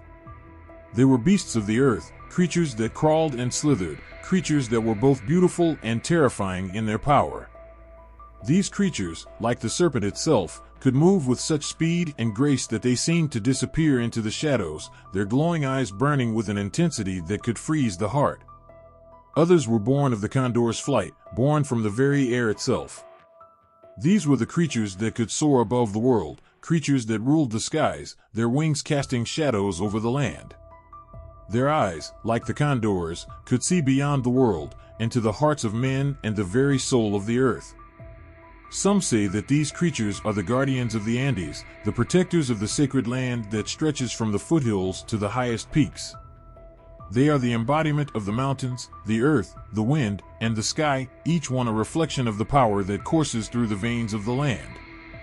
And yet, as powerful as these creatures are, they are not always benevolent. For the contour and the serpent, in their dance, can create as easily as they destroy. The very same creatures that were born from the forces of life and renewal can turn against those who disrespect the land, those who take more than they need, or those who wander too far from the paths that have been set by the gods. These creatures, born from the forces of nature, are as unpredictable as nature itself. They can be protectors or tormentors, saviors or destroyers, depending on the whims of the gods. The people of the Andes have learned to respect the land, to honor the condor and the serpent, for they know that these creatures are not just myths, they are living, breathing forces of nature, creatures born from the very elements that shape the world. To anger them is to anger the earth itself, and to disrespect the land is to invite the wrath of the gods. But to honor them, to live in harmony with the land, is to invite the blessings of the mountains, to feel the wind on your face and the warmth of the sun on your skin, and to hear the call of the condor echoing across the sky. For in the end, the myth of the contour and the serpent is not just a story about creatures born from the earth and the sky, it is a story about balance, about the delicate equilibrium that must be maintained between the forces of life and death. It is a reminder that the world is not a place of chaos, but of harmony, where each creature, each force, each element plays a part in the greater whole. The condor and the serpent are two sides of the same coin, one soaring high above, the other slithering deep below, and together, they shape the world and the creatures that inhabit it. And as long as the condor flies and the serpent slithers, the world will continue to turn, and life and death will continue their eternal dance. The river whispers. Its murmur dances in the stillness of the jungle, carrying secrets from the heart of the Amazon. Beneath the surface, shadows flicker, their shapes gliding through the murky waters, unseen yet felt. The Yacuruna, the ancient water spirits, are always there, watching, waiting, their presence like a shiver down the spine of those who live by the river. They are the creatures of legend, the guardians of the waters, and the silent forces that hold the power to both nurture and destroy. The Yacuruna are more than just spirits, they are the very embodiment of the river itself, flowing in and out of reality. Some say their forms are those of half-human, half-fish beings, with smooth, slippery skin that glows faintly in the moonlight. Others speak of them as great serpents that coil through the deep waters, their eyes glowing with a cold, distant light. But whatever shape they take, they are never far from the river's edge, moving like shadows just out of reach. For the Yacuruna, the river is not just a lifeline, it is their home, their world, their dominion. To tread too closely to the river's edge is to tread on sacred ground. The river dwellers, those who call the Amazon home, have long known the power of these spirits. They are taught from an early age to respect the waters, to honor the Yacuruna, for the river can be both a blessing and a curse. On one hand, the river provides everything, the fish that nourish, the water that quenches, the path that leads through the jungle to places unknown. But on the other, the river is unpredictable, its moods as shifting as the tides. A calm, placid surface one moment, and a swirling, violent tempest the next. And in the depths, the Yakuruna wait. Some stories tell of the Yakuruna as protectors, kind-hearted beings who look after the river's people. They guard the waterways, keeping the fish plentiful, ensuring that the currents remain steady and safe. In return for this kindness, the river dwellers offer their prayers, their respect, and their gratitude. It is said that if you approach the water with reverence, if you respect the land around it and the life it sustains, the Yakuruna will watch over you. They will guide your canoe through the darkening waters at dusk, protect you from the dangers of the jungle, and ensure that the river's bounty remains endless. The Yakuruna, in their mysterious way, are a part of the ecosystem, a balance between life and death, light and dark, offering both risk and reward to those who call the river home. But the Yakuruna's favor is not easily earned. Many know the other side of their nature, their dark, vengeful side. When they are angered, when they are disrespected, the river can turn into a monster. Waves crash without warning, currents pull unsuspecting souls under, and those who swim too far or wander too deep may never return. There are tales of river dwellers, men and women who became too greedy, who took too much from the river, ignoring the ancient laws of respect. The Yakuruna, sensing the violation, would strike without mercy. A splash in the water, a flash of movement, and in an instant, a life was gone. It is said that those who fall victim to the Yakuruna are not just lost, they are transformed. Their bodies become part of the river, their souls bound to its depths forever. The Yakuruna, in their terrible power, take their toll from the living, turning their victims into something else, something otherworldly. Some say they become part of the water itself, their spirits drifting like leaves on the current, unable to escape the river's embrace. Others speak of the Yakuruna pulling their victims down to the murky depths, where they are kept in the dark, never to see the light again. But even in the darkest of tales, there is always a sense of warning, a reminder of the power the Yakuruna hold. The river, and the spirits who inhabit it, must be respected.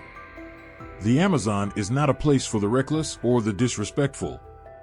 Every canoe that drifts across its surface, every fish that swims through its waters, is a reminder of the balance that must be maintained.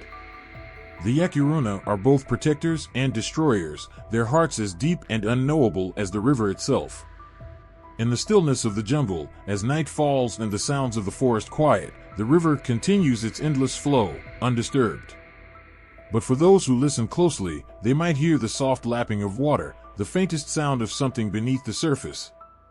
And if they are brave enough to peer into the water, they may see the glowing eyes of the Yakuruna, watching from the depths, always there, always waiting. The Yakuruna's presence is a constant reminder to the people of the Amazon that nature cannot be tamed. The river is both a giver and a taker, a living force that flows through the veins of the jungle. Those who live by its waters know that their survival depends on the delicate balance they maintain with the spirits of the river. They live in harmony with the Yakuruna, offering their respect, their prayers, and their gratitude for the river's gifts. But they also know that the Yakuruna are not to be tested, not to be angered.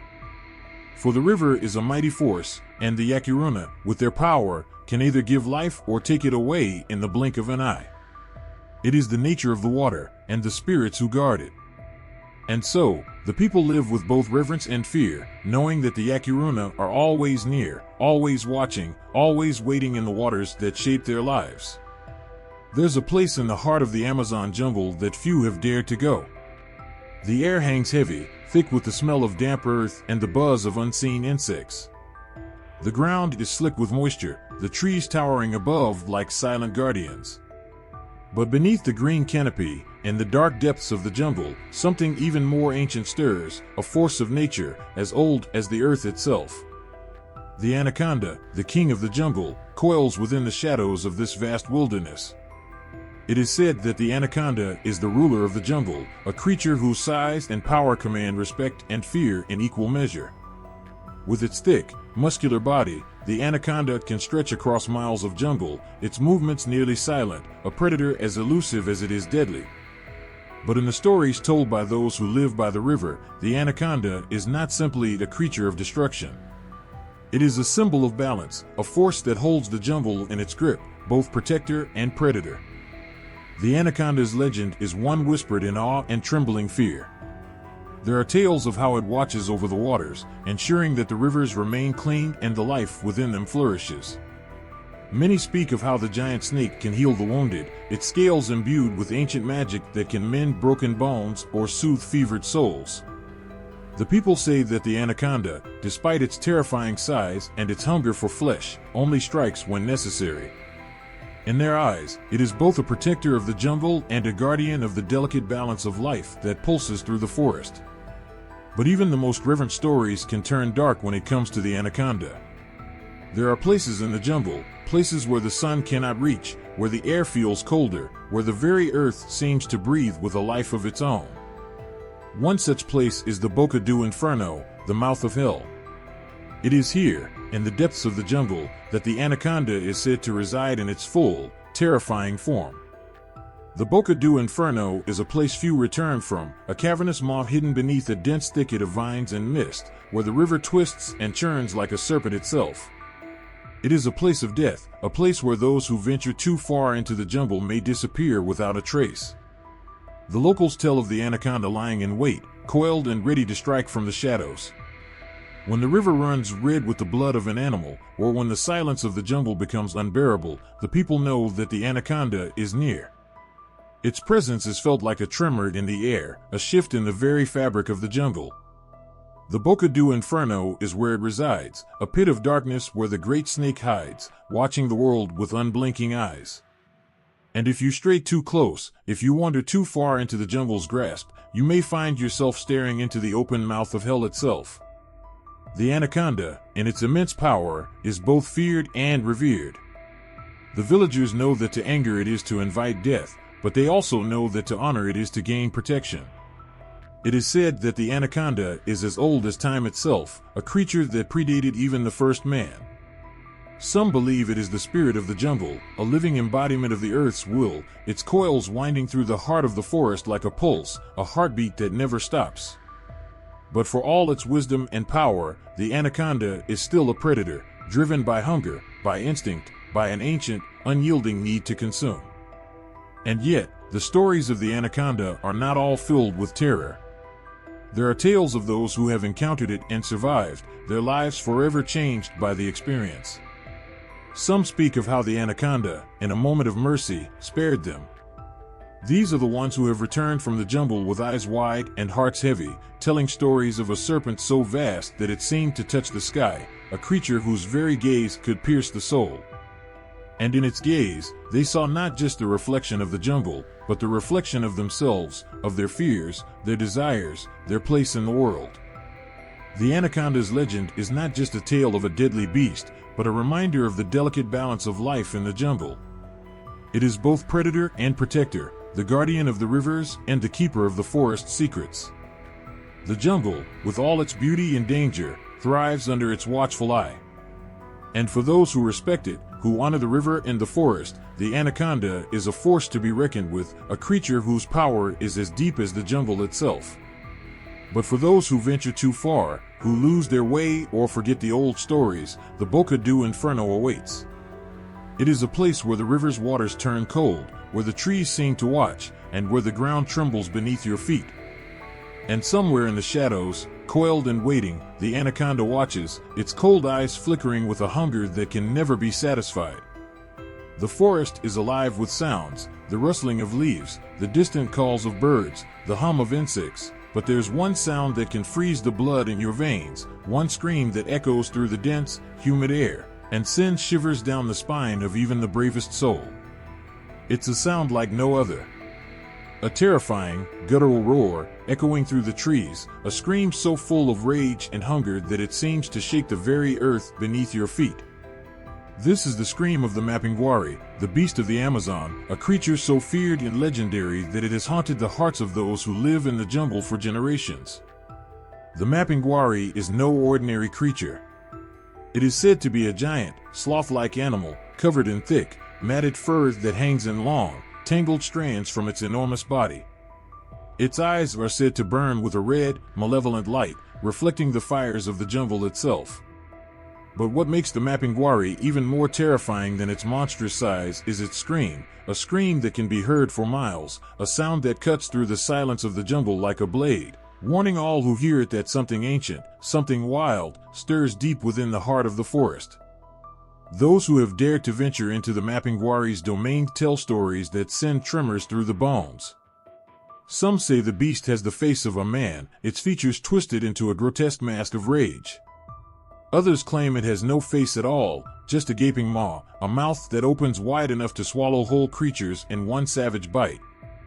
But no matter the details, the stories all share one thing in common: the mapinguari is not just a creature of the jungle, it is the jungle itself. A force of nature that is both terrifying and unstoppable, a symbol of the wild, untamable spirit that lives within the deepest, most untouched parts of the Amazon. The scream of the mapinguari is said to be so powerful, so full of raw, primal energy, that it can drive people to madness. The sound fills the air with dread, vibrating through the chest and rattling the mind. Some who have heard it speak of feeling their hearts skip a beat, their bodies frozen in place as though they were prey, standing before the predator. Others tell of how they've heard the scream and felt an overwhelming sense of terror, their skin crawling, their legs buckling beneath them as they stagger through the forest, disoriented and lost. The mapinguari doesn't just haunt the jungle, it haunts the mind, drawing you in with the promise of fear, making you question what is real and what is imagined. There are those who claim to have seen the mapinguari with their own eyes. They describe it as a hulking beast, standing on two powerful legs, its arms reaching down almost to the ground, and its claws long enough to rip through trees. Its fur is said to be matted and thick, sticky with the humidity of the jungle, and its smell is said to be overwhelming, a mix of rotting flesh and sweat, an odor that clings to the air like a curse. The mapinguari's very presence seems to warp the world around it. Some say the trees seem to bow down as it passes, their leaves trembling in fear. Others say that the jungle grows unnaturally still, as if the land itself is holding its breath. The beast's howl is so terrifying that it is said to cause even the bravest animals of the jungle to flee in terror, running in all directions, desperately seeking escape. Some have claimed that the mapinguari can even make the river run cold, its very breath freezing the waters, as though the beast's anger is enough to stop the flow of time itself. And yet, for all its ferocity, the mapinguari is not just a creature of destruction. It is a symbol, a reminder of the wildness that remains untouched in the jungle. The beast is both a protector and a destroyer, keeping balance in a world that is as ancient as time itself. The legends of the mapinguari are as old as the jungle, passed down through generations of those who live on the edges of the forest. They tell of how the creature was born of the earth, of how it was created to guard the secrets of the jungle, to keep those who would seek to harm it at bay. Some say that the mapinguari is a guardian spirit, a protector of the land and its creatures. Others believe that it is a punishment, a creature sent by the gods to punish those who have disrespected the jungle or broken its sacred laws. What's most terrifying about the mapinguari, though, is that it is never far away.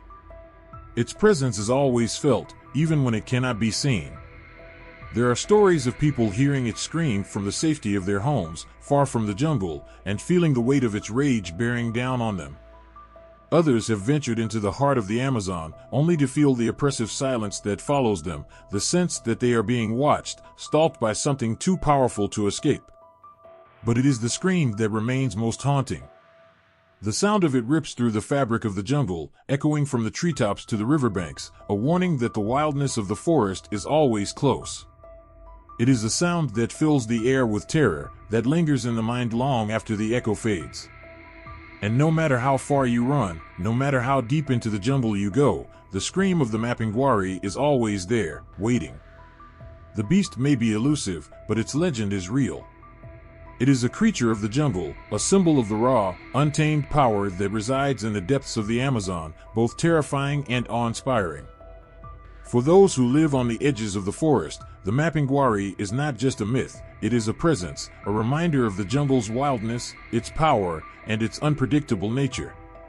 And no matter how many years pass, no matter how many stories are told, the mapinguari's scream will forever echo through the heart of the Amazon, a chilling call to those who dare to venture too deep into the unknown.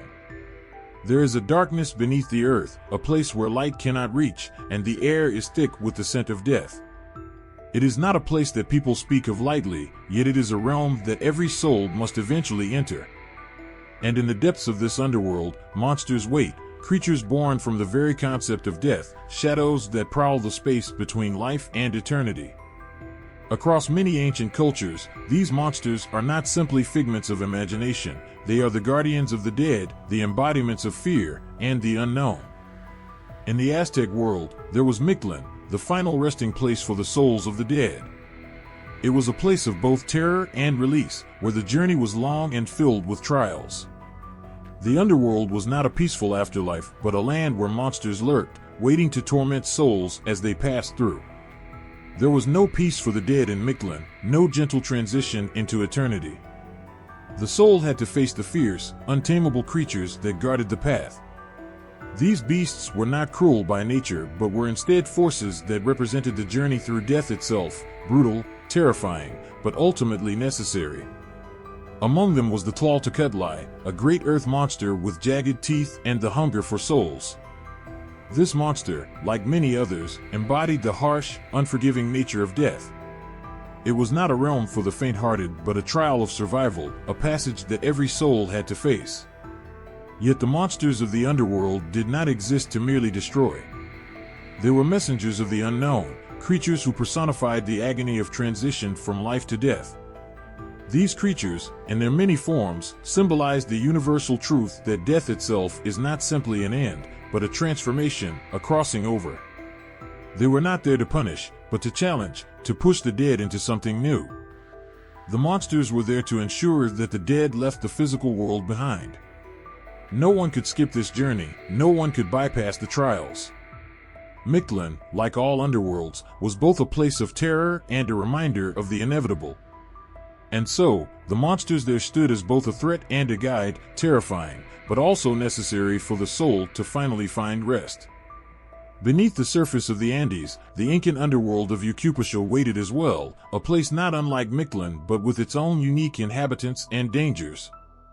The underworld in Incan beliefs was a place of chaos, where beings of darkness lived, creatures not bound by the laws of the living. Some were born from the earth itself, creatures twisted and torn by the forces of the land. These beings had the power to torment or protect, depending on their will, but all were shaped by the same forces that guided life and death. The connection between these beings and the earth itself was not merely symbolic. They were extensions of the land's very spirit, embodiments of the powers that ruled the unseen world. One such creature from Yucupasho was the Supui, the god of death. Though not a monster in the traditional sense, Supui was a creature who ruled over death's monsters, commanding them with a cold and terrifying presence. He was often depicted as a shadowy figure, a being neither fully human nor fully animal, a creature that bridged the worlds between life and death. Supui and his minions embodied the harshness of the underworld, a reminder that the dead would face not only the terror of the unknown but also the stark finality of life's end. They were there to ensure that the soul would not wander, would not escape, but would move onward to its final resting place. The monsters of the underworld were not always terrifying in form. Some were mere shadows, others were beasts of unimaginable size and strength. But whether they were fearsome and grotesque or quiet and insidious, they all had one thing in common: they represented the force that took away life and ushered in the inevitable darkness. The idea that monsters could exist in a place that was already filled with death and darkness makes the underworld even more frightening. There is something about the void that calls to these creatures, something about the darkness that draws out the most terrifying parts of our imaginations. In every culture, the monsters of the underworld were there for one reason: to remind the living of the ultimate fate that awaits all, death. They were there not only to torment, but to guide, to ensure that no soul wandered aimlessly. They were the barriers between life and eternity, and in their eyes, you could see the reflection of everything we fear about what comes after. The monsters were not simply the guardians of the dead, they were the embodiment of the fear of the unknown, the terror that waits just beyond the veil of life.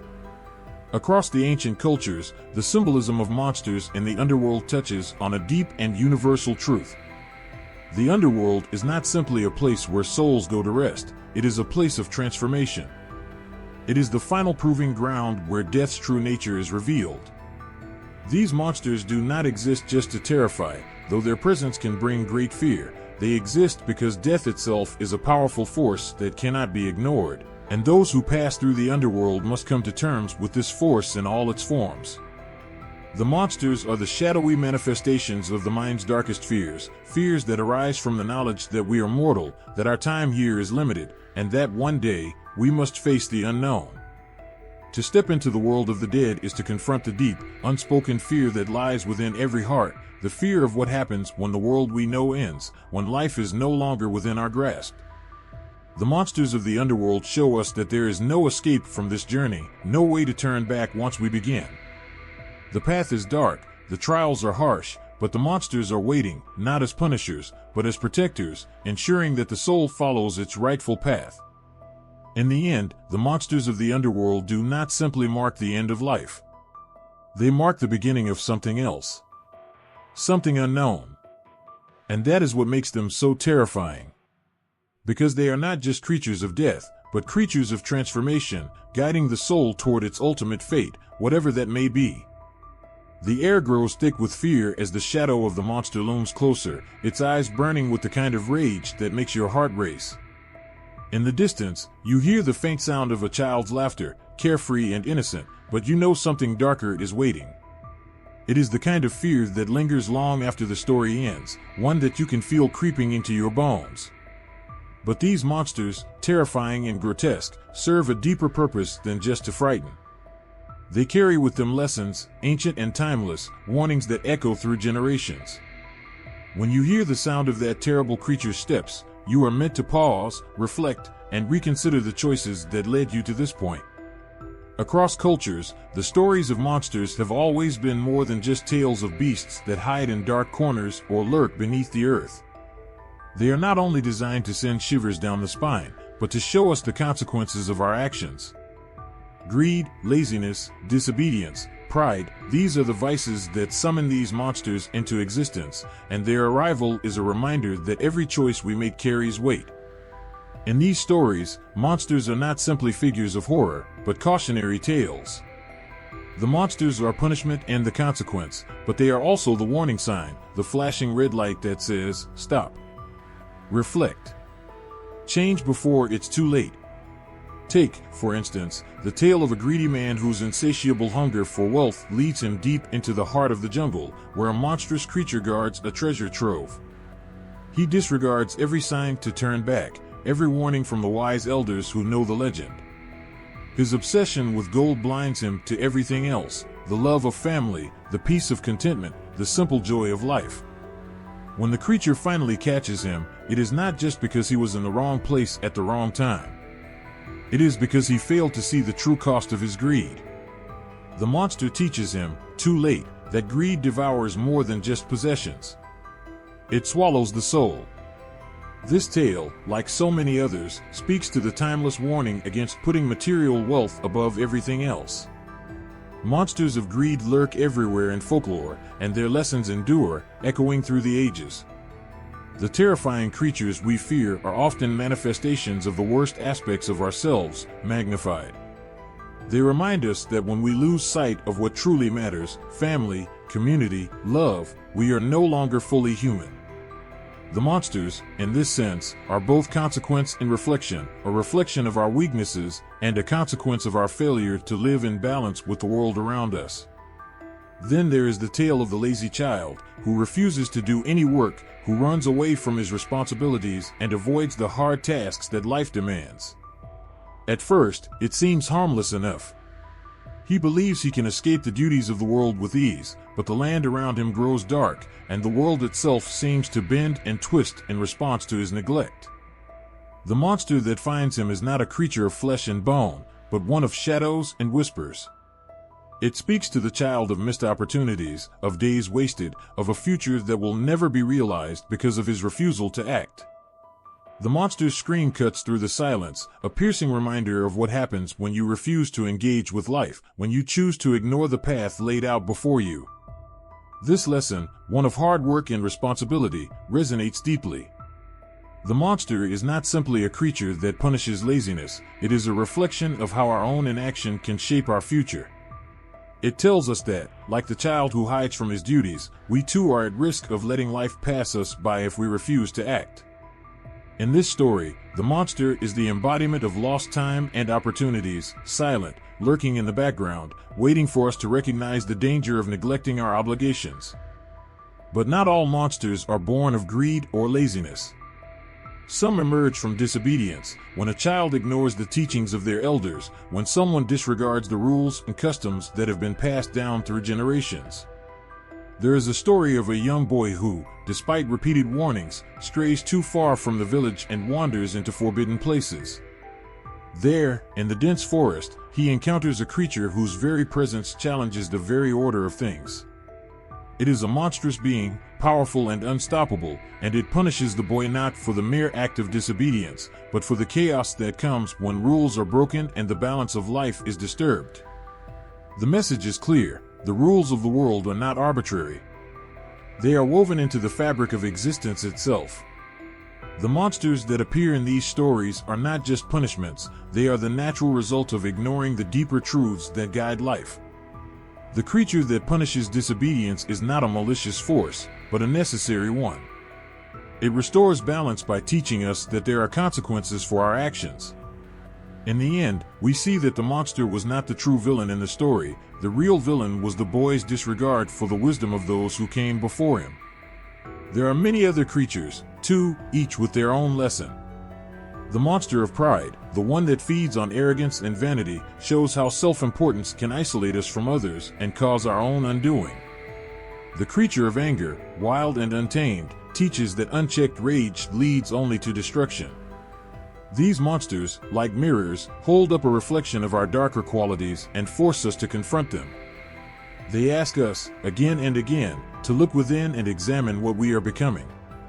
What makes these creatures so powerful is that they remain with us long after the story ends. Their messages transcend time, culture, and geography. They exist in every corner of the world, waiting to remind us that our vices are not just personal flaws, they are shared human experiences.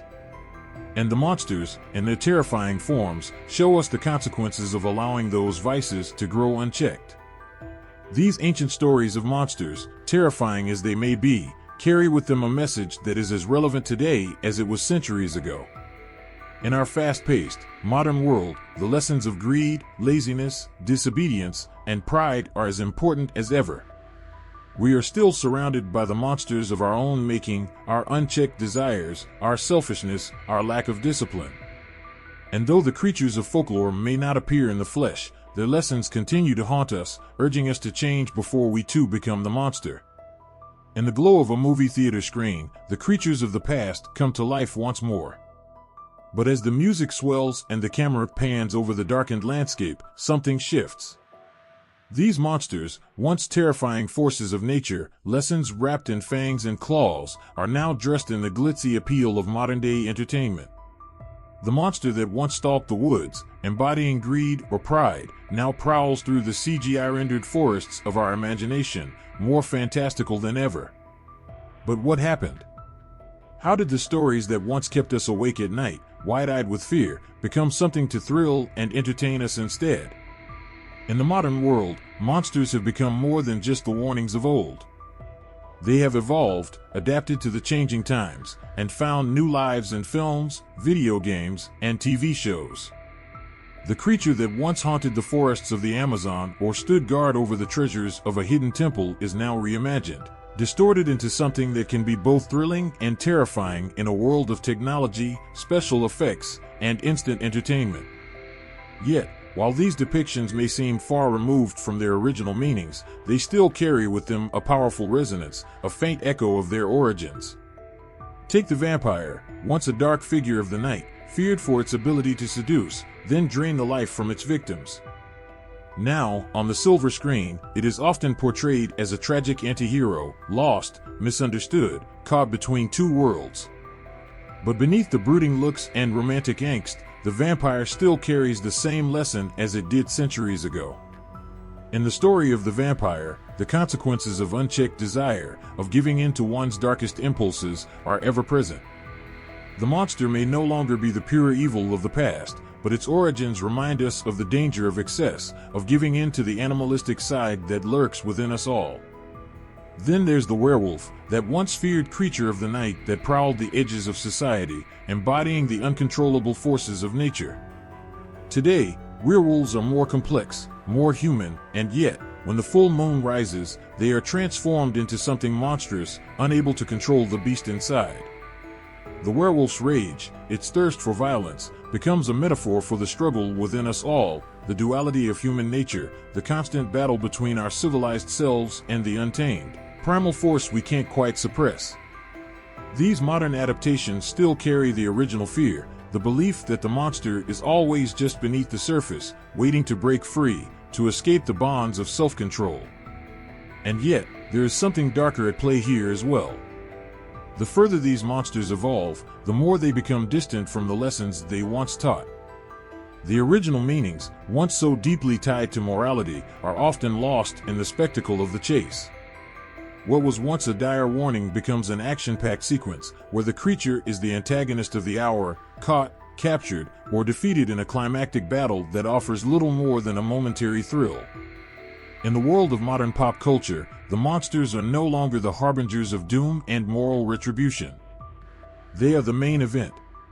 Take the modern horror movies, where monsters no longer just embody the consequences of a vice, but instead become a symbol of revenge or power.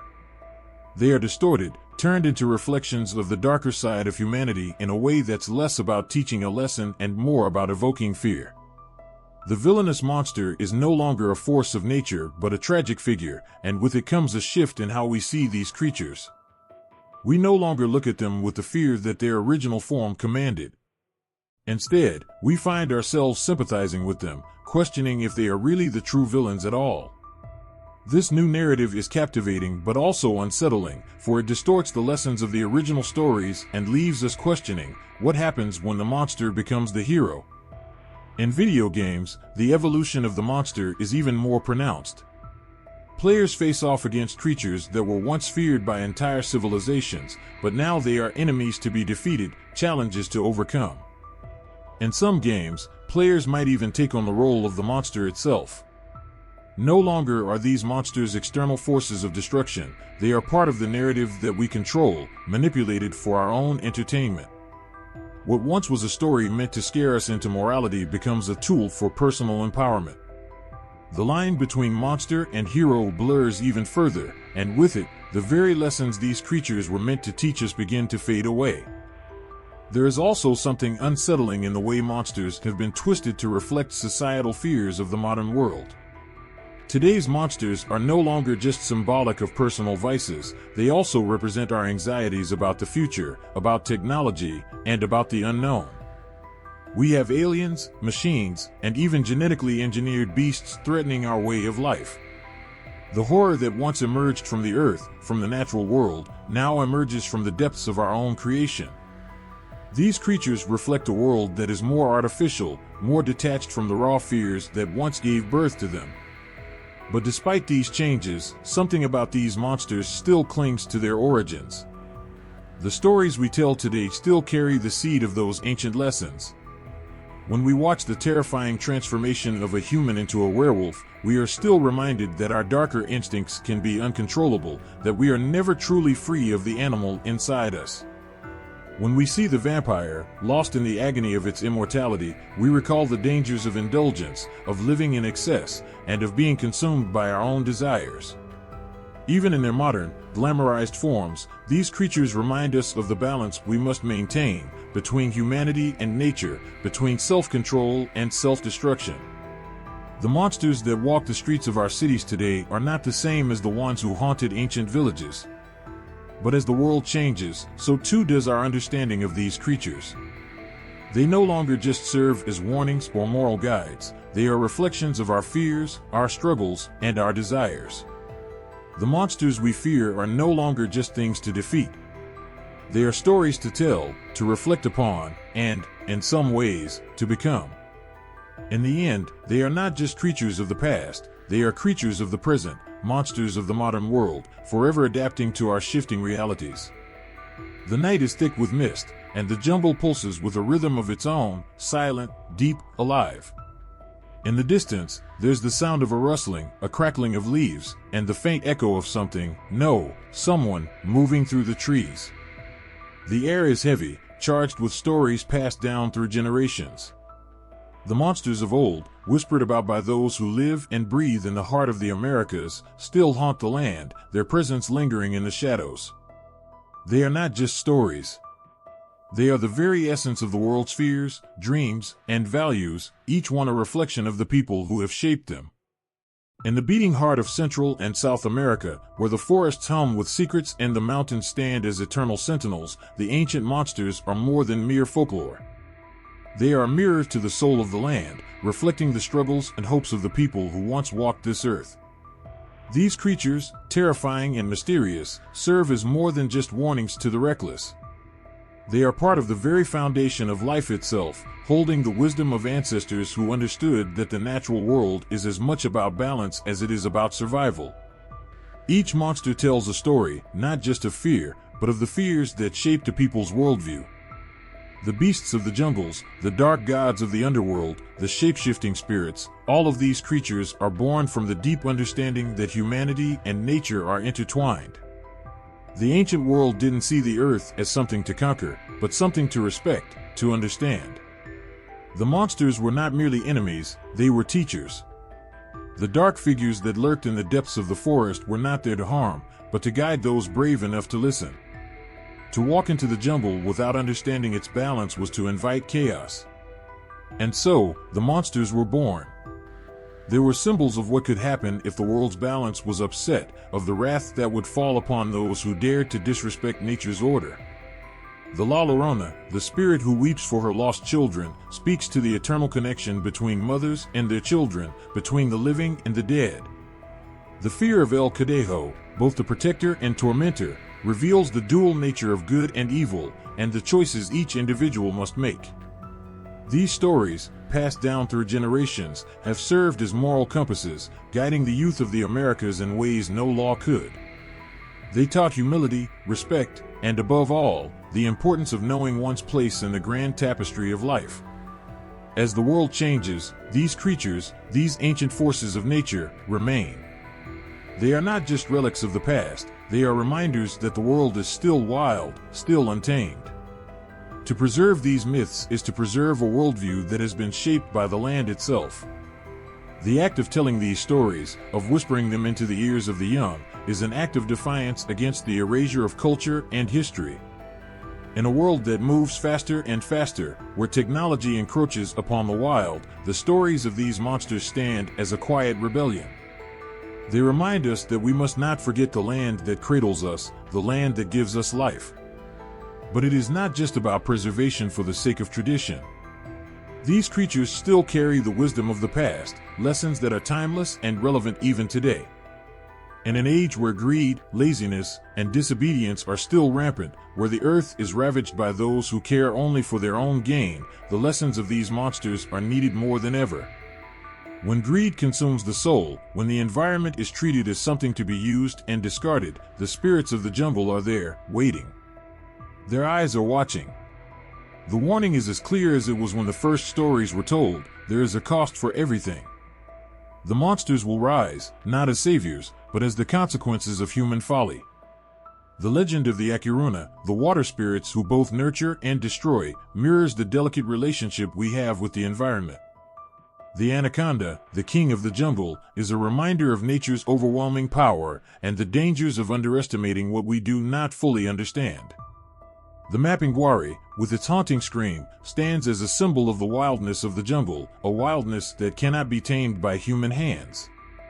These are not simply tales of terror, they are calls to respect, to listen, to live in harmony with the world around us. They remind us that we are not separate from the earth, we are part of it.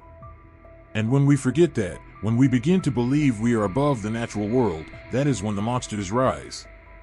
These creatures, terrifying and awe-inspiring as they are not just products of ancient fears, they are timeless symbols of what it means to be human. They reflect our own inner struggles, our vices, and our capacity for greatness. They remind us that we are capable of both destruction and creation, that within us lies the same potential for good and evil. The monsters of Central and South America teach us that the world is not a simple place of right and wrong, but one filled with complexities and contradictions. They are forces of nature, yes, but they are also forces of morality, shaping the way we think about our place in the world. In the modern world, where everything is instant and fleeting, the stories of these monsters serve as a reminder of something deeper, something lasting. They are more than just tales to be told around a campfire. They are lessons that resonate through the ages. They carry the hopes and fears of those who came before us, and they ask us to reflect on what we are doing with the world we have inherited. As we face challenges like climate change, social inequality, and cultural erosion, these monsters remind us that we are not the masters of this earth. We are its caretakers, its children, and its stewards. The ancient monsters of Central and South America, though shrouded in myth and mystery, are not just echoes of a forgotten past. They are living lessons, teaching us about our own humanity, our connection to the earth, and the responsibilities we carry. Their stories are as relevant today as they were centuries ago.